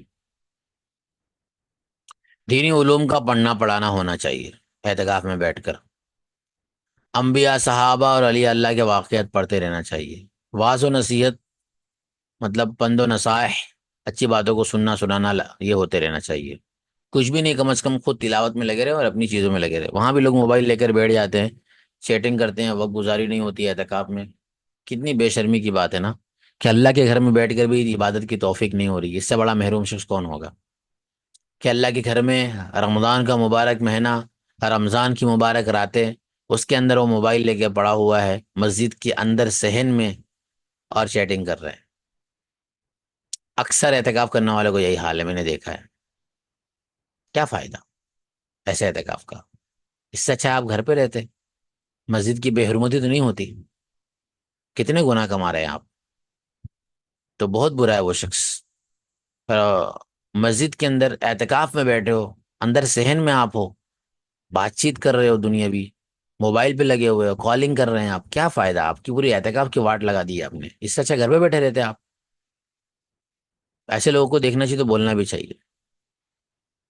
اور مسجد میں اگر جو لوگ اعتکاف کروا رہے ہیں تو امام صاحب سوچتے ہیں کہ میری کوئی ذمہ داری نہیں ہے، ارے بولیے ذمہ داری ہے آپ کی گائیڈ کرنا، آپ مسجد کے امام ہو، آپ کی نوکری چلی جائے گی اس وجہ سے آپ بولتے نہیں ہو، نوکری کے چکر میں تو امام نے اپنی زبان ہی بند کر لی ہے، تو کیا فائدہ ایسی نوکری کا کہ آپ کے سامنے گناہ ہو رہا ہے اور آپ بول ہی نہیں رہے ہو، آپ ذمہ دار ہو، اپنی نوکری لے کے بیٹھے ہوئے ہیں خالی، کیا فائدہ ایسی نوکری کا؟ اور کیا فائدہ ایسی امامت کا؟ کیا فائدہ ایسی دین کی خدمت کا جہاں آپ بول ہی نہیں سکتے ہو؟ مجھ سے کئی لوگوں کے سلام دعا بنے اسی وجہ سے، سیدھا بولتا ہوں سیدھا، بڑے بڑے یہاں ٹاپ لیول کے لوگ ہیں، ترسٹی ہیں، بڑے بڑے خاندان کے لوگ ہیں جو بڑے بڑے علاقے چلا رہے ہیں، سیدھا بولتا ہوں یہ کام آپ کا غلط ہے، آپ کے باپ کا تو نہیں کھا رہا ہوں میں، کیا کرے گا؟ مجھے مارے گا؟ حق بولیے، سامنے والا آپ کو مار نہیں دے گا، ہم مار بھی دے گا تو شہید ہو جائیں گے نا، اس کا کھا تو نہیں رہے ہیں ہم۔ بولنے کا طریقہ بس بہتر ہونا چاہیے، پیار محبت کے ساتھ بولیے، لیکن بولنا چاہیے، چھوڑنا نہیں چاہیے۔ سامنے ہو رہا ہے چھوڑ دیں گے آپ تو کیا آپ کا ایمان ہے؟ یہی سوچتے رہیں گے پھر کبھی بول ہی نہیں پائیں گے آپ۔ بولیے، پیار محبت سے بولیے۔ ہاں بہت سی مرتبہ بولنے میں آپ کو ریئیکشن غلط ملے گا، جانا اپنا کام کر تو پھر اپنا کام کرنے لگ جانے کا، لیکن بولنے کا، چھوڑنے کا نہیں۔ آپ کے سامنے کچھ بھی ہو رہا ہے چھوڑنے کا نہیں، بولنے کا۔ مجھ سے عمر میں کتنے بڑے بڑے لوگ ہیں، میں تو بول لیتا ہوں اگر میرے بازو میں نماز پڑھ رہے ہیں صحیح سے نہیں پڑھ رہے، پوچھ لیتا ہوں بھائی آپ اس طرح نماز پڑھ رہے ہیں، کیا کوئی تکلیف ہے آپ کو؟ کیا آپ کو مسئلہ نہیں پتا ہے؟ کوئی بچہ پڑھ رہا ہے، بہت سی مرتبہ تراویح کے اندر ایسا ہوتا ہے کہ بچہ پڑھتا چلے جاتا ہے، تو اس کو میں کہتا ہوں آپ اپنے بچے کو پھر یہاں پہ کیوں لے کر آئے ہو؟ لے کر آ رہے ہو کوئی حرج نہیں، ساتھ میں پڑھائیے، کوئی پرابلم نہیں ہے۔ اگر بچہ چلا جاتا ہے تو پھر آپ سائڈ میں آ کے سرک جائیے، صف کو اندر ملا دیجیے۔ نماز کھڑی ہو جا رہی ہے اور آپ بیچ میں بارڈر رکھ کے نماز پڑھو، میرا بچہ یہاں کے نماز پڑھے گا، یہ کون سی حرکت ہے آپ کی؟ یہ ہے کہ بچہ نماز میں حرکت کرتا ہے، باپ ساتھ میں نماز پڑھ رہا ہوتا ہے تو باپ بول ہی نہیں رہا ہے اس کو کچھ، بنداس وہ حرکتیں کر رہا ہے، ارے بول بھائی تیرا بیٹا ہے کم از کم، دوسرا بولے گا تو لڑائی کرنے لگ جائے گا، ایٹ لیسٹ خود کے بچے کو لے کر آیا، کوئی حرج نہیں، لے کر آئیے بچے کو، لیکن بچے کو بولی بھی بیٹا غلط کام مت کریے، بچہ بیٹا دوڑیے مت سب کے سامنے، باپ نہیں بولے گا تو دوسرا بولیں گے، دوسرا بولیں گے تو مرچی لگیں گے، تو اس لیے بولنا چاہیے ہمیں۔ یہ سوچ کے کیا جھگڑا ہو جائے گا، برا مان لے گا، مجھے اس کی کیا فکر ہے، سب یہی سوچنے لگ جائیں گے تو دنیا میں جس کو جو من چاہ رہا وہ کرے گا، مسجد میں جو من چاہے وہ کرے گا، سڑکوں پہ جو من چاہے وہ کرے گا، آپ کے سامنے برائی ہو رہی ہے، من را منکرا فلیغیرہ بیدہ، کہ اس کو ہاتھ سے روکے، فَإِن لَّمْ يَسْتَطِعْ فَبِلِسَانِهِ، اگر اس کی طاقت نہ ہو تو فَبِلِسَانِهِ، زبان سے روکے، فَإِن لَّمْ يَسْتَطِعْ فَبِقَلْبِهِ، اس کی طاقت نہ ہو تو پھر اپنے دل میں برا جانے، بولنا اپنا کام ہے، جہاں بولنے کے بعد نہیں مان رہے اپنا کام ہو گیا بولنا، اس مائنڈ سیٹ کے ساتھ رہیں گے تو ہی آپ تھوڑا اپنے اندر یہ فیلنگ لا پائیں گے نبی اور صحابہ والی، ورنہ یہی کہ بس اپنے کام سے مطلب رکھنا ہے، اپنا کام بندہ بان بجائے جنتا، ایسا نہیں کرنا ہے، پھر تو آپ اپنے بچوں کی فکر مت کریے، کیوں بول رہے ہو ان کو، پڑوس والوں کو مت بولیے، اپنے رشتے داروں کو کچھ مت بولیے، بولنا ہے جہاں موقع ہے وہاں، چھوڑنا نہیں، اور خود بھی اپنے آپ کو درست رکھنا ہے، یہ نہیں کہ سب کو بول رہے ہیں خود ہی نہیں کر رہے۔ اعتکاف میں جائز کام کیا ہے؟ پکانا ہو گیا، پیشاب ہو گیا، پیشاب کے لیے اعتکاف کی جگہ سے نکلنا، فرض غسل کے لیے نکلنا، معتکف میں جانا، معتکف ایک ہوتا ہے معتکف، اعتکاف کرنے والے کو بولتے ہیں معتکف زیر کے ساتھ، اور جس جگہ پر اعتکاف ہوتا ہے جیسے کہ مسجد میں اعتکاف ہوتا ہے تو اس مسجد کو بولیں گے معتکف، اعتکاف کرنے کی جگہ، یہ اس میں ظرف، اس میں ظرف ہے، جگہ کے لیے استعمال ہے، عورت جہاں اعتکاف کرتی اس کو بولیں گے معتکف زبر کے ساتھ، کہ اعتکاف کرنے کی جگہ۔ تو معتکف میں کھانا پینا، سونا اور گھر کی ضروری بات کرنا، اور اگر کوئی کھانا پینا دینے والا نہ ہو تو اس کے لیے بھی نکلنا درست ہے۔ آج کل ایسا نہیں ہے، بہت سسٹم ہے، روزانہ افطاری سحری سب آ رہا ہے تو کوئی ضرورت نہیں نکلنے کی، پھر بھی کوئی نہیں ہے، آپ ایسے گاؤں کھاڑے میں رہتے ہو، کھیڑے میں رہتے ہو تو پھر جا کر اندھیرے میں جا کر گھر سے کھانا بھی لے کر آ سکتے ہو۔ اعتکاف کے مکروہات، بالکل خاموشی اختیار کرنا، اسے عبادت سمجھنا، لڑائی جھگڑا کرنا، بیہودہ باتیں کرنا، یہ سب اعتکاف میں نہیں کرنا چاہیے۔ اعتکاف کے مفسدات، یعنی ایسی چیز جس سے اعتکاف ٹوٹ جاتا ہے، کسی عذر کے بغیر جان بوجھ کر یا بھول سے مسجد سے باہر نکلنا، مسجد سے اگر باہر نکل گئے چاہے ریزن ہو کہ ریزن نہ ہو، مسجد کی جو باؤنڈری سے جو صحن ہے جہاں نماز ہوتی ہے اس کے باہر اگر نکل گیا معتکف، اس کا اعتکاف ٹوٹ جائے گا۔ ہمارے آج کل کے معتکف بھی کوئی مسئلہ ہی نہیں پتا ہوتا ہے، بیٹھ جاتے ہیں شوق میں اعتکاف میں۔ رمضان کے اندر مغرب ہوئی نہیں کہ باہر نکل گئے، مسجد کے صحن کے باہر نہیں نکل سکتے۔ مسجد کے جو صحن، دو طرح کی مسجد ہوتی ہے، ایک مسجد کا شرعی حد ہوتی ہے مسجد کی، اور ایک مسجد کا باہر کا حصہ ہوتا ہے۔ مسجد پوری مکمل بنی رہتی ہے، لیکن مسجد کا ایک شرعی حد ہوتی ہے مسجد کی، وہاں لکھا رہتا ہے مسجد کی شرعی حد ہے، اس شرعی حد کے اندر ہی اعتکاف معتکف رہ سکتا ہے۔ اس کے باہر میں نکل رہا ہے وہ مسجد کا حصہ ہے باہر کے اعتبار سے، لیکن مسجد کی شرعی حد نہیں ہے۔ جب مسجد بنائی گئی تھی تو اتنے ہی علاقے کو کہا گیا تھا یہی مسجد ہے۔ جب بھی مسجد بنتی ہے نا تو جس نیت سے جتنا حصہ ہوتا ہے وہی شرعی حد ہوتا ہے، اس کے بعد کا جو حصہ ہوتا ہے وہ مسجد کے ساتھ جڑا رہتا ہے، اصل مسجد کا حصہ نہیں ہوتا ہے۔ تو اس حصے میں لوگ گھوم رہے ہوتے ہیں، بیٹھے رہتے ہیں، بات چیت کرتے ہیں، اعتکاف ٹوٹ جاتا ہے ان کا نکلنے کی وجہ سے ہی، پتہ ہی نہیں میرا اعتکاف ٹوٹ گیا، اعتکاف میں بیٹھے ہوئے ہیں۔ بیماری کی وجہ سے نکلے گا تو بھی اعتکاف ٹوٹ جائے گا، بیماری کی وجہ سے بھی نکلے گا مسجد کے باہر تو اعتکاف ٹوٹ جائے گا، کوئی ریزن اس میں ایکسیپٹ نہیں ہے۔ انسان کی دو تین طرح کی ضرورت ہے، ایک ہے طبعی ضرورت، ایک ہے شرعی ضرورت۔ طبعی ضرورت کے لیے اگر اعتکاف پہ نکل رہا ہے، طبعی مطلب پیشاب پخانہ وغیرہ کے لیے، غسل کے لیے، غسل کون سا؟ جو واجب غسل ہے، احتلام ہو گیا ہے۔ ایسے نہانے کے لیے، فریش ہونے کے لیے نہیں نہا سکتے، چپ چاپ 10 دن تک ایسے بیٹھے رہے اتر لگا لگا کر۔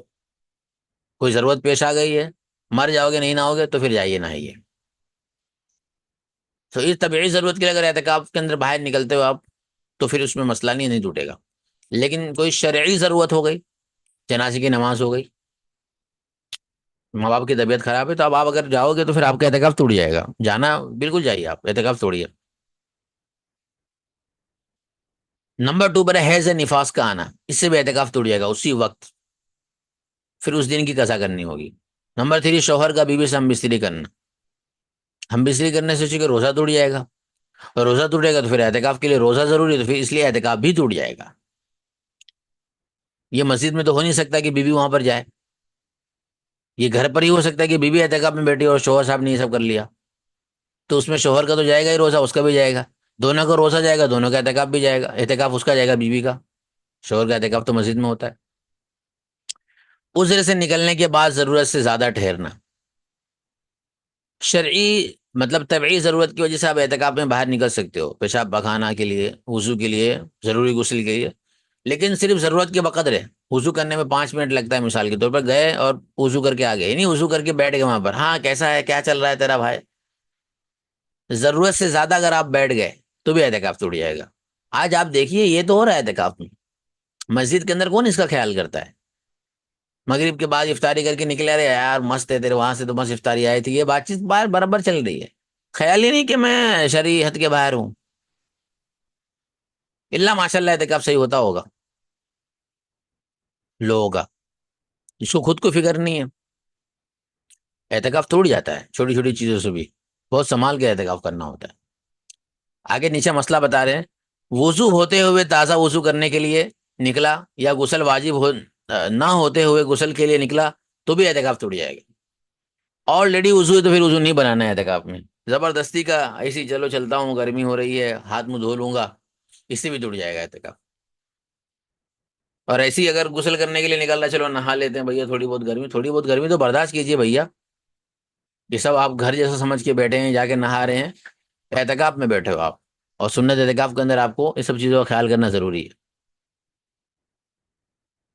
نوٹ: واجب اعتکاف اگر ٹوٹ جائے تو جتنے دن اعتکاف کی نیت کی تھی اتنے دن اعتکاف کی قضا ہوگی، لیکن سنت اعتکاف کے ٹوٹ جانے کی صورت میں صرف اسی دن کی قضا واجب ہوگی جس دن کا اعتکاف ٹوٹا ہے۔ سنت کا مطلب ظاہر سی بات ہے رمضان کا جو آخری عشرے کا اعتکاف ہے، آپ کا جس دن اعتکاف ٹوٹے گا، چاہے حیض کی وجہ سے، نفاس کی وجہ سے، یا اگر مرد ہے بیماری کی وجہ سے اعتکاف ٹوٹتا ہے، تو جس دن آپ کا ٹوٹا ہے صرف اس دن کی قضا واجب ہوگی، اور رمضان کے اندر ہی اس کی آپ قضا کر سکتے ہیں۔ 21 تاریخ کو بیٹھے آپ، 20 تاریخ کو بیٹھے، ٹوٹ گیا شروع میں، تو رمضان مطلب عید کا چاند دکھنے سے پہلے پہلے کبھی بھی اگر آپ بیٹھو گے آپ کے اعتکاف کی قضا ہو جائے گی۔ اور اگر واجب اعتکاف ہے، آپ نے جو یہ منت مانی تھی کہ میں 3 دن کا اعتکاف کروں گا یا کروں گی، 4 دن کا، 5 دن کا، اور آپ نہیں کر پائے، تو وہ سارے ہی دنوں کے اعتکاف کی قضا کرنی ہوگی، صرف ایک دن کے اعتکاف کی قضا سے کام نہیں چلے گا۔ 3 دن کی نیت کی تھی اور 3 دن کا اعتکاف کرنا پڑے گا پھر آپ کو، یہ بتا رہے ہیں، یہ فرق ہے، بیسک سی چیز ہے یہ، زیادہ اس میں دماغ لگانے کی ضرورت بھی نہیں ہے۔ جی جی عرفان صاحب. میں جیسے رمضان میں تو پورے 10 دن کے لیے بیٹھتے ہیں آخری. ہوں. اب اگر کب بیچ میں ٹوٹ گیا کسی دن، پھر وہ اس کی قضا کیسے کرے گا؟ پھر وہ باقیہ دن تو پورے بیٹھے گا نا نہیں، قضا. وہی باقی دن اب اس کو بیٹھنا ضروری نہیں، ختم ہو گیا اس کا سلسلہ. اب باقی دن سنت کا جو ثواب تھا وہ نہیں ملے گا اس سے. ٹھیک ہے، سنت ختم ہو گئی. سنت کیا ہے؟ لگاتار 10 دن بیٹھنا. بیچ میں اگر اعتکاف ٹوٹ گیا تو اب عام پرسن کی طرح وہ ہو جائے گا. عام پرسن جو گھر سے باہر سے آ رہا ہے مسجد میں آ رہا ہے اس کی طرح وہ ہو جائے گا. ٹھیک ہے. اچھا، بس اسی دن کا ایک دن کا وہ اعتراف کر لے گا اگلے دن، اور بس وہ اس کے ہاں، بعد تو اب اگلے دن کرے یا اس کے بعد کبھی بھی کر سکتا ہے. اور رمضان میں کرنا ہے تو اگلے جتنے بھی 3 4 5 دن باقی اس کے اندر کرنے کا کیا طریقہ ہے کہ فجر سے بیٹھ جائے دوسرے دن کی فجر تک، یا مغرب سے بیٹھ رہا ہے تو دوسرے دن کی مغرب تک. سمجھ گئے؟ اس طرح جی 24 گھنٹہ ٹھیک ہے. اپنا نکال لے. اور اگر رمضان میں اس کی قضا نہیں کر رہا ہے، رمضان کے باہر کرنا چاہتا ہے، یار مان لیجیے کہ 29ویں تاریخ اس کا ٹوٹ گیا، آخری ٹوٹ گیا تھا، پھر رمضان تو ملا ہی نہیں اس کو، تو وہ کیا کرے گا؟ پھر وہ رمضان کے بعد اگر قضا کرے گا تو ایک دن کا روزہ رکھے گا، یا فجر سے بیٹھ جائے دوسرے دن کی فجر تک، یا مغرب سے بیٹھ جائے دوسرے دن کی مغرب تک. ٹھیک ہے. اس طرح کر جی کے وہ ٹھیک قضا کر سکتا ہے. جی ٹھیک ہے. جی. اعتکاف کن چیزوں سے ٹوٹ جاتا ہے آپ بتائیں گے طاہر صاحب؟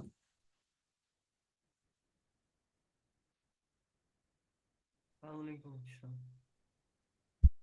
جی مساویت کا یہ حیض یا نفاس کے آنے سے ٹوٹتا ہے، اور شوہر کی بیوی سے ہم بستری کرنی، عذر سے نکلنے کے بعد ضرورت سے زیادہ ٹھہرنا، اس سے ہوں. بھی اعتکاف ٹوٹتا ہے. ہوں. صحیح ہے. چلیے اب آج کے ہم تیسرے سبجیکٹ کی طرف بڑھتے ہیں، ہسٹری کی طرف. مختصر بتا سکتے ہو حضرت عمر فاروق رضی اللہ عنہ کے ایمان لانے کا قصہ کیا ہے؟ کون بتائے گا آپ میں سے؟ کوئی ہے؟ جی بتائیں. بتائیے. تمہارے رضی اللہ عنہ کیا کہتے ہیں ایمان لانے سے پہلے حضور پاک کی جان کے دشمن بنے ہوئے تھے نعوذ باللہ. اور تھوڑی آواز جا صاف رہے کیجیے، تھے. آپ کی قریب کیجیے، ایئر فون لگائے نکال دیجیے، کلیئر نہیں آ رہی آواز. ایئر فون تو نہیں لگا تو. اچھا تو ٹھیک ہے. آپ جا رہے تھے کیا کہتے ہیں حضور پاک تلوار لے کر کے حضور پاک کے پاس، اور ان کو راستے میں کیا کہتے ہیں کوئی نام مت صحابی لائیے، ملے، نام ہے بغیر ان کا نام کے بولتے بولیے ہیں. آسانی کے ساتھ جتنا بھی یاد آ رہا ہے. جی. جی کوئی صحابی ملے، انہوں نے کہا کہ کہاں جا رہے ہو؟ تو انہوں نے بتایا کہ کیا کہتے ہیں میں اسی ارادے سے جا رہا ہوں. تو ان صحابی نے کہا کہ ارے پہلے اپنے گھر کی خبر لو. ہوں.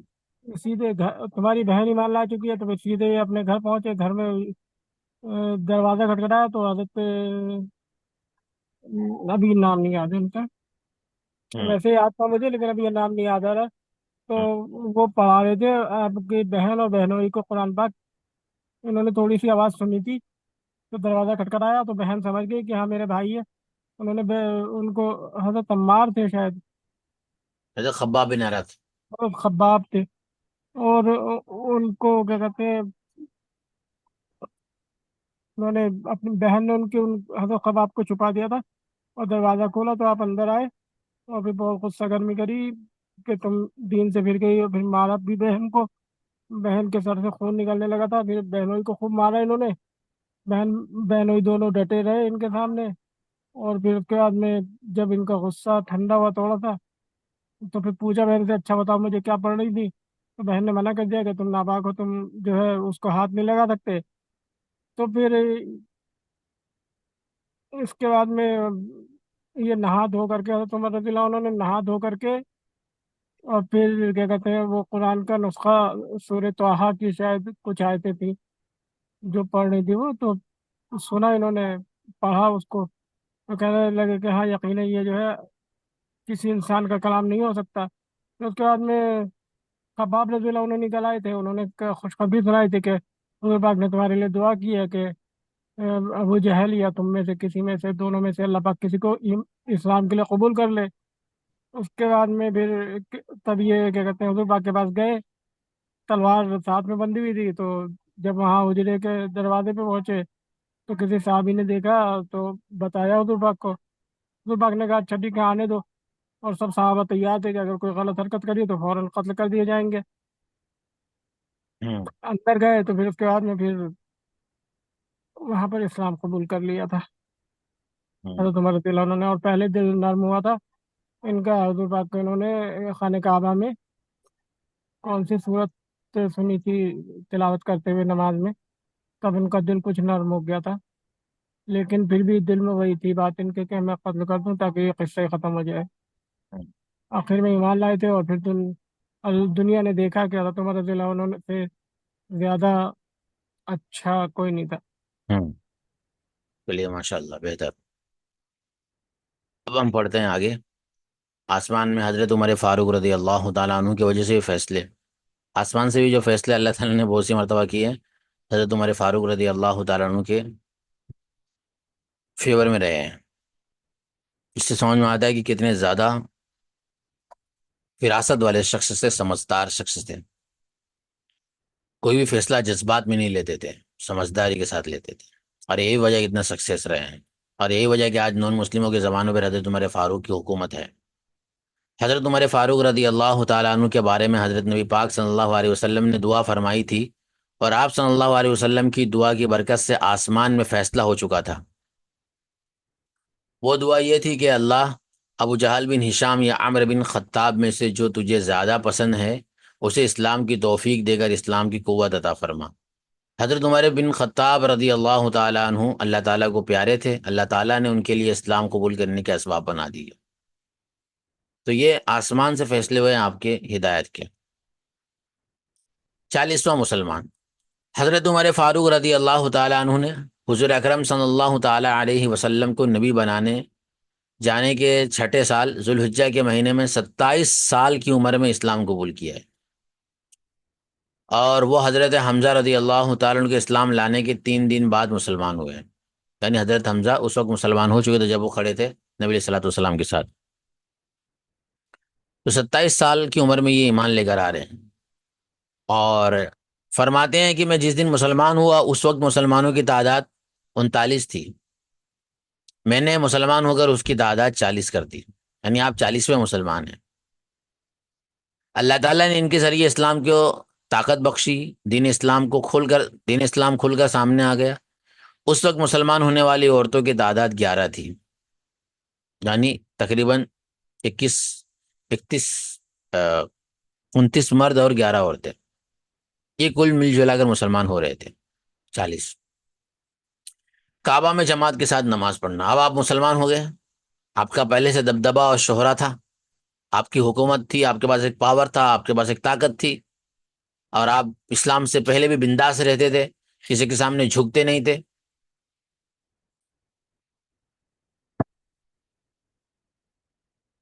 تو اسلام لانے کے بعد بھی آپ کی یہ شوکت اور دبدبا اور آپ کی یہ حکومت اور آپ کی یہ پاور باقی رہا۔ مکہ کے کافر لوگ مسلمانوں کو کعبہ شریف میں جماعت سے نماز نہیں پڑھنے دیتے تھے۔ حضرت عمر فاروق رضی اللہ تعالیٰ عنہ جب مسلمان ہوئے تو آپ نے ہمت دلائی اور مسلمان جماعت کے ساتھ نماز پڑھ سکیں ایسا موقع تیار کروایا۔ حضرت عمر فاروق نے کہا تھا اس موقع پر خانے کعبہ کے سامنے کھڑے ہو کر کہ جس کو ودوا کرانا ہو اپنی بیوی کو اور اپنی عورتوں کو، وہ جملہ جو استعمال کیا ہے، یا جس کو اپنی جان پیاری نہ ہو، جس کا مفہوم و خلاصہ یہ کہ وہ آ جائے اور روک لے ہمیں۔ سوچ لیں آپ اکیلے شخص تھے، کفار مکہ ہزاروں کی تعداد میں، مکہ کے اندر رہ کر جہاں حکومت کفاروں کی ہے، وہاں یہ شخص یہ کہہ رہا ہے ڈنکی کی چوٹ پر کہ مائی کا لال کسی نے اپنی ماں کا دودھ پیا ہو، مفہوم و خلاصہ یہ تو آئے روک لے۔ یہی وہ شخص ہیں جنہوں نے مسجد اقصی کو آزاد کرایا تھا۔ تو ایسے شخص کی ضرورت ہے ہر زمانے میں، اور یہ شیعہ لوگ دن رات اگر گالی نہ دیں حضرت عمر فاروق کو، حضرت ابوبکر صدیق، ان کا کھانا نہیں ہضم ہوتا، کھانا حلال نہیں ہوتا۔ یہ بے شرم اور ان خبیثوں کے ساتھ ہم وقت گزار سکتے، کیسے ان کے ساتھ ہم زندگی گزار سکتے ہیں، کیسے ان کے ساتھ ہم جو ہے وہ جوائن ہو سکتے ہیں؟ امپاسبل۔ تو جو مسلمان انڈیا کے اندر رہ کر بھی یہ چاہتے ہیں کہ ہم ایک ایسی کمیٹی بنائیں کہ بھائی چارگی کرے. بھائی چارگی ہو ہی نہیں سکتی. جن کے اندر بھائی چارگی ہے ہی نہیں، کیسے ہو سکتی ان کے ساتھ؟ ہو ہی نہیں سکتی، کسی بیس پر نہیں ہو سکتی. یہ اسٹینس مسلمانوں کو لینا پڑے گا. آئیں خود ہی رہیں. شیعہ کو تو پہلے نکال کر پھینکیں آپ. جب شیعہ نہیں رہ سکتا تو نان مسلم کیسے رہ سکتا ہے؟ یکجہتی کا جلسہ کریں گے انڈیا میں رہ کر. کیا کریں گے یکجہتی کا جلسہ لے کے؟ کسی کو فکر ہے کہ کوئی مسلمانوں کو بلائے؟ کسی ہندو کا ٹینشن نہیں ہے کہ مسلمانوں کو میں نہیں بلاؤں گا تو میں سیکولر نہیں رہوں گا. وہ سیکولر پھر بھی ہے، اپنی مندروں میں اپنے جلسوں میں بنداس کر رہے ہیں. ہمیں ہی فکر ہے ہندوؤں کو جوڑنے کی، اور یہ میسج دینا ہے کہ یار ہم سب کو لے کر چل رہے ہیں. سب کو لے کر چلیں گے تو ہی جو ہے ایک سیکولر ملک کے اندر ہم صحیح سے رہ پائیں گے. سب کے تلوے چاٹ رہے ہیں آپ. سب کے تلوے چاٹیں گے تو سب آپ کے نزدیک صحیح ہو گئے. یہی کرتے کرتے مر جائیں گے آپ. پھر کب حضرت عمر بنیں گے آپ؟ حضرت عمر تو ایسے نہیں تھے. وہ بھی کہتے کہ ہاں مکہ والوں کو بھی خیال رکھنا ہے. دیکھو مکہ والوں، تمہارا بھی خیال ہے، مسلمانوں کو بھی خیال ہے، میں اپنا پڑھتا ہوں، ٹینشن نہیں لیتا ہوں. پہلا کام مسلمان ہونے کے بعد کہ اب کوئی روکے گا نہیں اسلام پر عمل کرنے سے، اور جو روکے گا وہ اپنی موت ساتھ میں لے کر آئے. تو یہ مسلمانوں کو بھی کرنا ہوگا. مسجدوں میں کمپرومائز، اذان میں کمپرومائز، اور مسلمانوں کے لیے خالی کمپرومائز کرنا ہے. جماعت اسلام میں خالی ہماری جمعیت بنی ہے کمپرومائز کرنے کے لیے بس. ہمارے سارے لیڈر صرف کمپرومائز کرنے کے لیے بنے ہوئے ہیں. خالی کمپرومائز. سامنے والے کو کوئی کمپرومائز نہیں، ہمیں ہی کمپرومائز کرنا بس. کبھی سیکولر ملک میں اگر ہم رہ رہے ہیں تو وہ سیکولر کنٹری میں ہمیں بھی حق ہے اپنے حق کے ساتھ جینے کا. کب آ کر کوئی بولے گا لیڈر کہ ہمیں بھی حق ہے اپنے حق کے ساتھ جیئیں گے؟ جس طرح آپ کو دبنے کا حق نہیں، ہمیں بھی دبنے کا حق نہیں ہے. جبکہ ہمیں حق ہے بالکل، ہم اپنے طور پر اپنی زندگی بسر کر سکتے ہیں. لیکن نہیں، اب ایک مسلمان بیچارہ بولے گا جذبات میں، اس کو ڈال دیا جائے گا جیل کے اندر. کیا کرے گا وہ؟ یہ تو ہمارے لیڈروں کی ذمہ داری ہے، جن کے پاس عہدے ہیں، کرسی ہے، جو ہماری ترجمانی کر رہے ہیں. وہ تلوے نہ چاٹے، وہ کم از کم بولے کہ ہم آپ کے ساتھ نہیں بیٹھ سکتے. کیوں نہیں بیٹھ سکتے؟ پوچھا جا رہا ہے کہ آپ کے نزدیک ملک بڑا ہے کہ آپ کے نزدیک اسلام بڑا ہے؟ تو مثال دی جاتی ہے، ہاں 2 آنکھوں کی طرح ہے یہ 2 آنکھیں، ایک آنکھ اسلام ہے، ایک آنکھ جو ہے وہ ملک ہے. نہیں ہے بڑا ملک بھائی. ملک کی کوئی حیثیت نہیں ہے. ملک کیا وجود رکھتا ہے؟ انڈیا سے بن گیا پاکستان، انڈیا سے بن گیا بنگلہ دیش، سری لنکا. تھا نا پہلے ہی، تب تو ملک تھا. اب ملک نہیں ہے، وہ باؤنڈریز ہے صرف. یہ جتنی سرحدیں بنتی چلی جائیں گی وہ ملک کے اندر حصہ ہوگا، باہر کا حصہ ہوتا چلا جائے گا. یہ اس کی کوئی ویلیو نہیں ہے. اصل ویلیو ہے اسلام ہی کی، اصل ویلیو اپنی ریلیجن کی، اپنے مذہب کی. کئی مرتبہ مثال لے کے سمجھا چکا ہوں کہ کہاں تک آپ اپنے ساتھ اپنی نیشنلٹی کو لے کے چلتے رہیں گے. آپ کی نیشنلٹی کے بیس پر آپ کہاں ساری چیزیں کر سکتے ہو؟ کہیں اور جا رہے ہو تو آپ اس کے رولز کو فالو کرو گے، پھر آپ کا ملک چلا جائے گا ایک طرف. اسی لیے حضرت عمر فاروق رضی اللہ تعالیٰ عنہ نے یہ اسٹانس لیا اور مسلمانوں کو سبق دیا کیسے حکومت کی ہے. شان کے ساتھ حکومت کی ہے. اور ایک حکومت میں یہ کہا گیا ہے کہ اگر کچھ سال اور حکومت ہوتی تو پوری دنیا پر اسلام کا بول بالا ہوتا. یہی وہ شخص ہے جن کے بارے میں نبی علیہ الصلوۃ والسلام نے فرمایا لو کان بعدی نبی لکان عمر. کیوں کہا گیا؟ ایسے ہی کہا گیا ہوگا، کوئی تو ریزن ہوگا. یہ ریزن تھا کہ پاور تو سب کے پاس ہے، لیکن اس پاور کو کس طرح سپلائی کرنا ہے اور اپلائی کرنا ہے، یہ حضرت عمر فاروق کے پاس اللہ نے یہ ہنر دیا تھا. وہ بھی انسان تھے، کیا ان کو ڈر نہیں تھا؟ کیا حضرت عمر فاروق سے مضبوط لوگ نہیں ہیں؟ بڑے بڑے باڈی بلڈر ہیں، بڑے بڑے ہاکنے والے، بڑے بڑے مالدار ہیں مسلمانوں میں، لیکن یہ جذبہ، یہ کنسپٹ، یہ ہمت کسی میں نہیں ہے. جس میں ہے وہ نظر آتے ہیں ماشاءاللہ.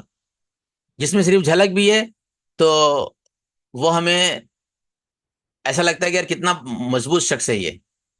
اور جس کے اندر پیور یہ سیرت ہو تو ہم کیا کر سکتے ہیں؟ ہم ایٹ لیسٹ اپنے بچوں کی تربیت کر سکتے ہیں، خود اپنی آپ کی تربیت کر سکتے ہیں. ایٹ لیسٹ ہم تو نہیں بنے کمپرومائز کرنے والے ہر جگہ پر. اپنے دل کے کم سے کم پوچھے کہ ہم ابھی آپ بولیں گے مفتی صاحب ہم کیا کر سکتے ہیں؟ ہاں ہم یہ کر سکتے ہیں کہ ہم اپنے آپ کو نہ کمپرومائز کریں، اپنے آپ کو سرنڈر نہ کریں فالتو جگہ پر. اپنے آپ کو مضبوط کریں، اپنے بچوں کو مضبوط کریں، اپنی زندگی اسلامی کے اعتبار سے مضبوطی کے ساتھ گزاریں. پھر لیڈر ہمارے فیور میں ہو کہ فیور میں نہ ہو، زندگی جب تک اللہ نے لکھی ہے تب تک انشاءاللہ زندگی رہے گی. کسی کے مارنے سے زندگی کبھی نہیں ختم ہونے والی.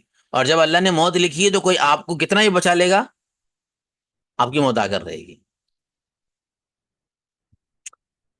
آپ صلی اللہ علیہ وسلم نے حضرت عمر فاروق کو فاروق کا لقب عطا فرمایا اور کہا کہ اللہ تعالیٰ نے عمر کی زبان اور دل پر حق جاری کر دیا۔ فاروق کا مطلب ہوتا ہے فرق کرنے والے، اور حق کو باطل میں یہ فرق کرنے والے تھے، اس وجہ سے ان کا نام ہے فاروق، ان کا لقب پڑا فاروق۔ وہ فاروق ہے جن کے ذریعے اللہ تعالیٰ حق اور باطل کے درمیان فرق ظاہر کر دیتے ہیں۔ حضرت عمر فاروق رضی اللہ تعالیٰ عنہ کی مدینہ کی طرف ہجرت۔ حضرت عمر فاروق رضی اللہ تعالیٰ عنہ نے کھلم کھلا ہجرت فرمائی۔ جب ہجرت کا موقع تھا، جب ہجرت کر رہے ہیں مدینہ میں، سب کو روکا گیا ہے، سب سے مال لیا گیا ہے، سب کو مارا گیا ہے۔ خود نبی علیہ الصلوۃ والسلام کو ہجرت چھپ کر کرنی پڑی ہے۔ آپ جانتے ہی ہیں کتنے دشمنی ہو گئے تھے لوگوں کی۔ اس کا یہ مطلب نہیں کہ اللہ کے نبی کا مقام نیچا ہو گیا، حضرت عمر کا بڑا ہو گیا، نہیں۔ اس کا یہ مطلب ہے کہ کفار کتنے زیادہ شدید دشمن تھے کہ ہمارے نبی تک کو نہیں چھوڑا، تو حضرت عمر کو کیسے چھوڑ سکتے تھے وہ لوگ؟ لیکن حضرت عمر فاروق کا، ان کی وٹنگ دیکھیے، ان کا پاور دیکھیے، انسانی تھے نا یہ بھی۔ ان کے والد تو اس وقت مسلمان تھے بھی نہیں، نہ والد کا سہارا نہ گھر والوں کا سہارا، کیا تھا؟ یہ کوئی جنات تھوڑی نہ تھے یہ کوئی روبوٹ تھوڑی نہ تھے، یہ کوئی آسمان تک لمبے شخص تھوڑی نہ تھے۔ دل مضبوط ہونا چاہیے۔ دل جب مضبوط ہو، دل کے اندر وہ پاور ہے، دل کے اندر اللہ کی وہ عظمت ہے، سامنے کفار کے پیر لرز جاتے تھے، شیطان راستہ بدل دیتا تھا۔ اتنا مضبوط دل تو کسی کا ہوا بھی نہیں۔ اگر ہم کر لیں تو یقیناً کفار کانپے گا۔ آج بنگلہ دیش میں جو واقعہ، اس کے بعد کئی لوگ یہ کہہ رہے ہیں کہ جو ہمارے انڈیا میں 20-15% لوگ رہنے والے ہیں، یہ ہم پر حاوی ہو جائیں گے، جو حال وہ ان کا وہاں پر کر رہے ہیں وہ یہاں پر ہمارا کر دیں گے۔ حالانکہ یہ خود 80% سے زیادہ ہیں، اس کے باوجود بھی ان کے پیر کانپ رہے ہیں کہ یہ 15-20% کی جو لوگ ہیں وہ کبھی بھی ہمارا یہ حشر کر سکتے ہیں۔ سوچے آپ، یہ کیا ہے؟ یہ یہی ہے، یہ خوف ہے ہمارا۔ تو ہمارا خوف ہمیشہ رہنے والا ہے۔ ہم مائنورٹی کے اندر ہے، پھر بھی ہمارا اتنا خوف ہے۔ سوچیے اگر ہم میجورٹی میں ہوتے تو کیا ہوتا؟ یہ میجورٹی میں ہونے کے باوجود بھی کب کب کب کب کب کب کب کب ہوتی رہتی ہے۔ تو یہی حضرت عمر فاروق رضی اللہ تعالیٰ میجورٹی مطلب اکیلے تھے، تو ہونا تو کیا چاہیے تھا؟ کب کبھی ہوتی۔ کھلم کھلا ہجرت فرمائی ہے۔ جس کو کسی کی ماں نے دودھ پلائے آگے روک لے، ایسا شخص اور ایسی مثال ہسٹری میں کوئی نہیں دے سکتا اور کہیں نہیں ملتی ہے۔ اتنی زیادہ ووٹنگ، اتنی زیادہ دادا گیری، اتنا زیادہ پاور۔ تو لوگ کہتے ہیں کہ تمہارے اسلام میں، مسلمان میں کہاں لیڈر ہے؟ حضرت عمر ہی خالی پیش کر دیں، حضرت عمر جیسا ایک لیڈر پیش کر کے دکھائیں آپ۔ حضرت عمر کے مقابل میں پوری دنیا کے اندر سے تم ایک شخص کو بتاؤ جو اتنا زیادہ مضبوط ہو۔ فریڈم فائٹر آپ بتا دیں، کوئی ایک دکھائیے۔ ہمیں کسی کی لسٹ کی ضرورت ہی نہیں، اکیلے حضرت عمر فاروق رضی اللہ تعالیٰ کافی ہے۔ اکیلے واحد، فرد واحد کافی ہے کہ ان کے مثل، ان کے برابر کسی کو آگے کھڑا کریں آپ۔ ہمیں مثال دینے کی ضرورت ہی نہیں ہے، ہسٹری گواہ ہے۔ اچھے اچھے لوگوں نے قلم اٹھایا ہے، نہیں اٹھایا تو انکار تو کوئی نہیں کر سکتا۔ تو یہ تو سبھی مانتے ہیں، مسلمان تھے سبھی مانتے ہیں اسلام، تو ان کو تو اپنا بنا ہی نہیں سکتے۔ تو پھر کون کہتا ہے کہ ہمارے پاس اسلامک لیڈر نہیں؟ کون کہتا ہے کہ مسلمانوں کے پاس بہادر شخص نہیں ہے؟ کون کہتا ہے کہ ہمارے پاس ہسٹری میں کوئی شخص نہیں ہے؟ ایسے ایسے رول ماڈل ہیں کہ ہمیں کہیں جانے کی ضرورت نہیں ہے۔ یہ قریب کے زمانے کے، آج کے زمانے سے 1400 سال کیا ہوتا ہے؟ لوگ تو کہاں کہاں سے لوگوں کو کھود کر لے کر آ رہے ہوتے ہیں۔ تو بڑے بڑے کارنامہ کرنے والے لوگ مل جائیں گے، لیکن ایسے مضبوط شخص جو پوری دنیا سے اکیلے لڑنے والا، یہ نہیں ملنے والے۔ اللہ نے ان کو انوکھا ہی بنایا تھا، محدث تھے یہ، یعنی اللہ کی طرف سے الہام ہوا کرتا تھا ساری باتیں ان کے اوپر۔ حضرت عبداللہ بن عباس رضی اللہ تعالیٰ عنہ فرماتے ہیں کہ مجھے حضرت علی رضی اللہ تعالیٰ عنہ نے بتایا کہ حضرت عمر بن خطاب رضی اللہ تعالیٰ عنہ وہ شخص ہیں جنہوں نے کھل کر ہجرت کی، جبکہ دوسرے مہاجرین نے چھپ کر ہجرت کی۔ جب ہجرت کا ارادہ فرمایا تو تلوار گلے میں لٹکائی، کندھے پر کمان رکھی، ہاتھ میں تیر لیا، نیزہ بازو میں رکھا اور سیدھے بیت اللہ کے پاس پہنچے۔ لوگ مسجد حرام کے صحن میں بیٹھے تھے، آپ نے طواف کے چکر پورے کیے اور پھر مقام ابراہیم پر پہنچے اور تسلی سے نماز ادا کی، پھر مدینہ کی طرف ہجرت کی۔ اللہ اکبر، دم وٹنگ کے ساتھ۔ آج پبلک پلیس میں نماز پڑھنے کے لیے منع کیا حضرت عمر فاروق، اس وقت پورا کفار مکہ ایک طرف بنداس جا کر کعبے میں طواف کر کے مقام ابراہیم پر پہنچے ہیں، نماز پڑھ کے دعا کر کے جا رہے ہیں، میں جا رہا ہوں مدینہ، کسی میں دم ہے روک لے۔ تو حضرت عمر فاروق رضی اللہ تعالیٰ عنہ وہ تھے۔ اس لیے حضرت عمر فاروق کی جو سیرت ہر کسی کو پتا ہونی چاہیے، ہمارے ہر بچے کو پتا ہونا چاہیے، ہر ماں باپ کو پتا ہونا چاہیے کہ اپنے بچوں کو بتائے کہ حضرت عمر فاروق کون تھے۔ ہم جذبہ تو پیدا کر سکتے ہیں اپنے اولادوں میں، نام بھی اسی نیت سے ہم رکھ سکتے ہیں کہ ہمارا بچہ عمر بنے گا، مضبوط بنے گا، یہ کنسپٹ ہمارے اندر ہونا چاہیے۔ حضرت عمر فاروق رضی اللہ تعالیٰ عنہ کی بعض اچھائیاں، سادے سیدھے کپڑے، اتنے بڑے لیڈر تھے، اتنے ٹاپ لیول کے لیڈر تھے، اتنا پاور تھا، اتنا شہرہ، اتنا دبدبہ تھا، لیکن پرسنالٹی ان کی جیسی تھی، سادہ سیدھا، کوئی بھی چیک جیک نہیں تھا، کوئی پتا نہیں کر سکتا تھا کہ حضرت عمر فاروق ہے، 14 لوگ آگے 14 لوگ پیچھے چل رہے ہو، ایسا نہیں تھا، عام انسانوں کی طرح تھے۔ یہ وہ شخص تھے کہ ان کی رعایا ان کو کہہ رہی ہے کہ یار عمر صحیح نہیں، ہماری دیکھ بھال نہیں کرتے، آپ اچھے ہو، آپ کو امیر المؤمنین ہونا چاہیے، جبکہ حضرت عمر فاروق اپنی اونٹ کی نکل لے کے چل رہے ہیں۔ حضرت عمر فاروق کے زمانے کے اندر عورتیں آبجیکشن کر رہی ہیں بنداس چادروں کے اوپر، تو کیسے فریڈم انہوں نے دے رکھا تھا۔ کوئی سوچے گا اتنے سخت انسان ہوں گے، کوئی سوچے گا اتنے سخت انسان تھے، اتنے مضبوط انسان تھے تو کسی کو بولنے بھی نہیں دیتے ہوں گے، لیکن اس کا بالکل الٹا تھا۔ جتنا زیادہ فریڈم حضرت عمر کے فاروق رضی اللہ تعالیٰ کے زمانے میں تھا، کبھی نہیں تھا۔ سوچئے نا کہ ان کی مجلس میں ایک عورت کو فریڈم ہے کہ بنداس ان کے اوپر آبجیکشن کر رہی ہے کہ آپ کے اوپر 2 چادریں کہاں سے آ گئی۔ ان کی رعایا بنداس کہہ رہی ہے کہ حضرت عمر فاروق امیر المؤمنین تو آپ کو ہونا چاہیے، آپ اچھے ہو۔ اتنے سادہ یہ تھے کہ پتہ ہی نہیں چل پاتا تھا لوگوں کو، تو فریڈم تو بالکل تھا۔ حضرت عمر فاروق رضی اللہ تعالیٰ عنہ خلیفہ ہونے کے باوجود اتنے سادہ کپڑے پہنتے تھے کہ بعض مرتبہ 12 پیوند لگے ہوئے ہوتے تھے، اور کپڑے بھی بہت کم تھے۔ ایک مرتبہ جمعہ کی نماز میں دیر سے تشریف لائے، ممبر پر چڑھ کر لوگوں سے معافی مانگی، فرمایا کہ میرے پاس ایک ہی کرتا ہے اور اس کو دھو کر سکانے میں دیر ہو گئی، اس لیے میرے آنے میں دیر ہو گئی۔ نہیں تھا، چاہتے تو بیت المال سے اپنے لیے لے سکتے تھے، لیکن اپنی آشائش کے بجائے پبلک کا خیال، رعایا کا خیال، لوگوں کے لیے ڈیولپمنٹ کرنا، آخرت سنوارنا، اصل چیز یہی تھی۔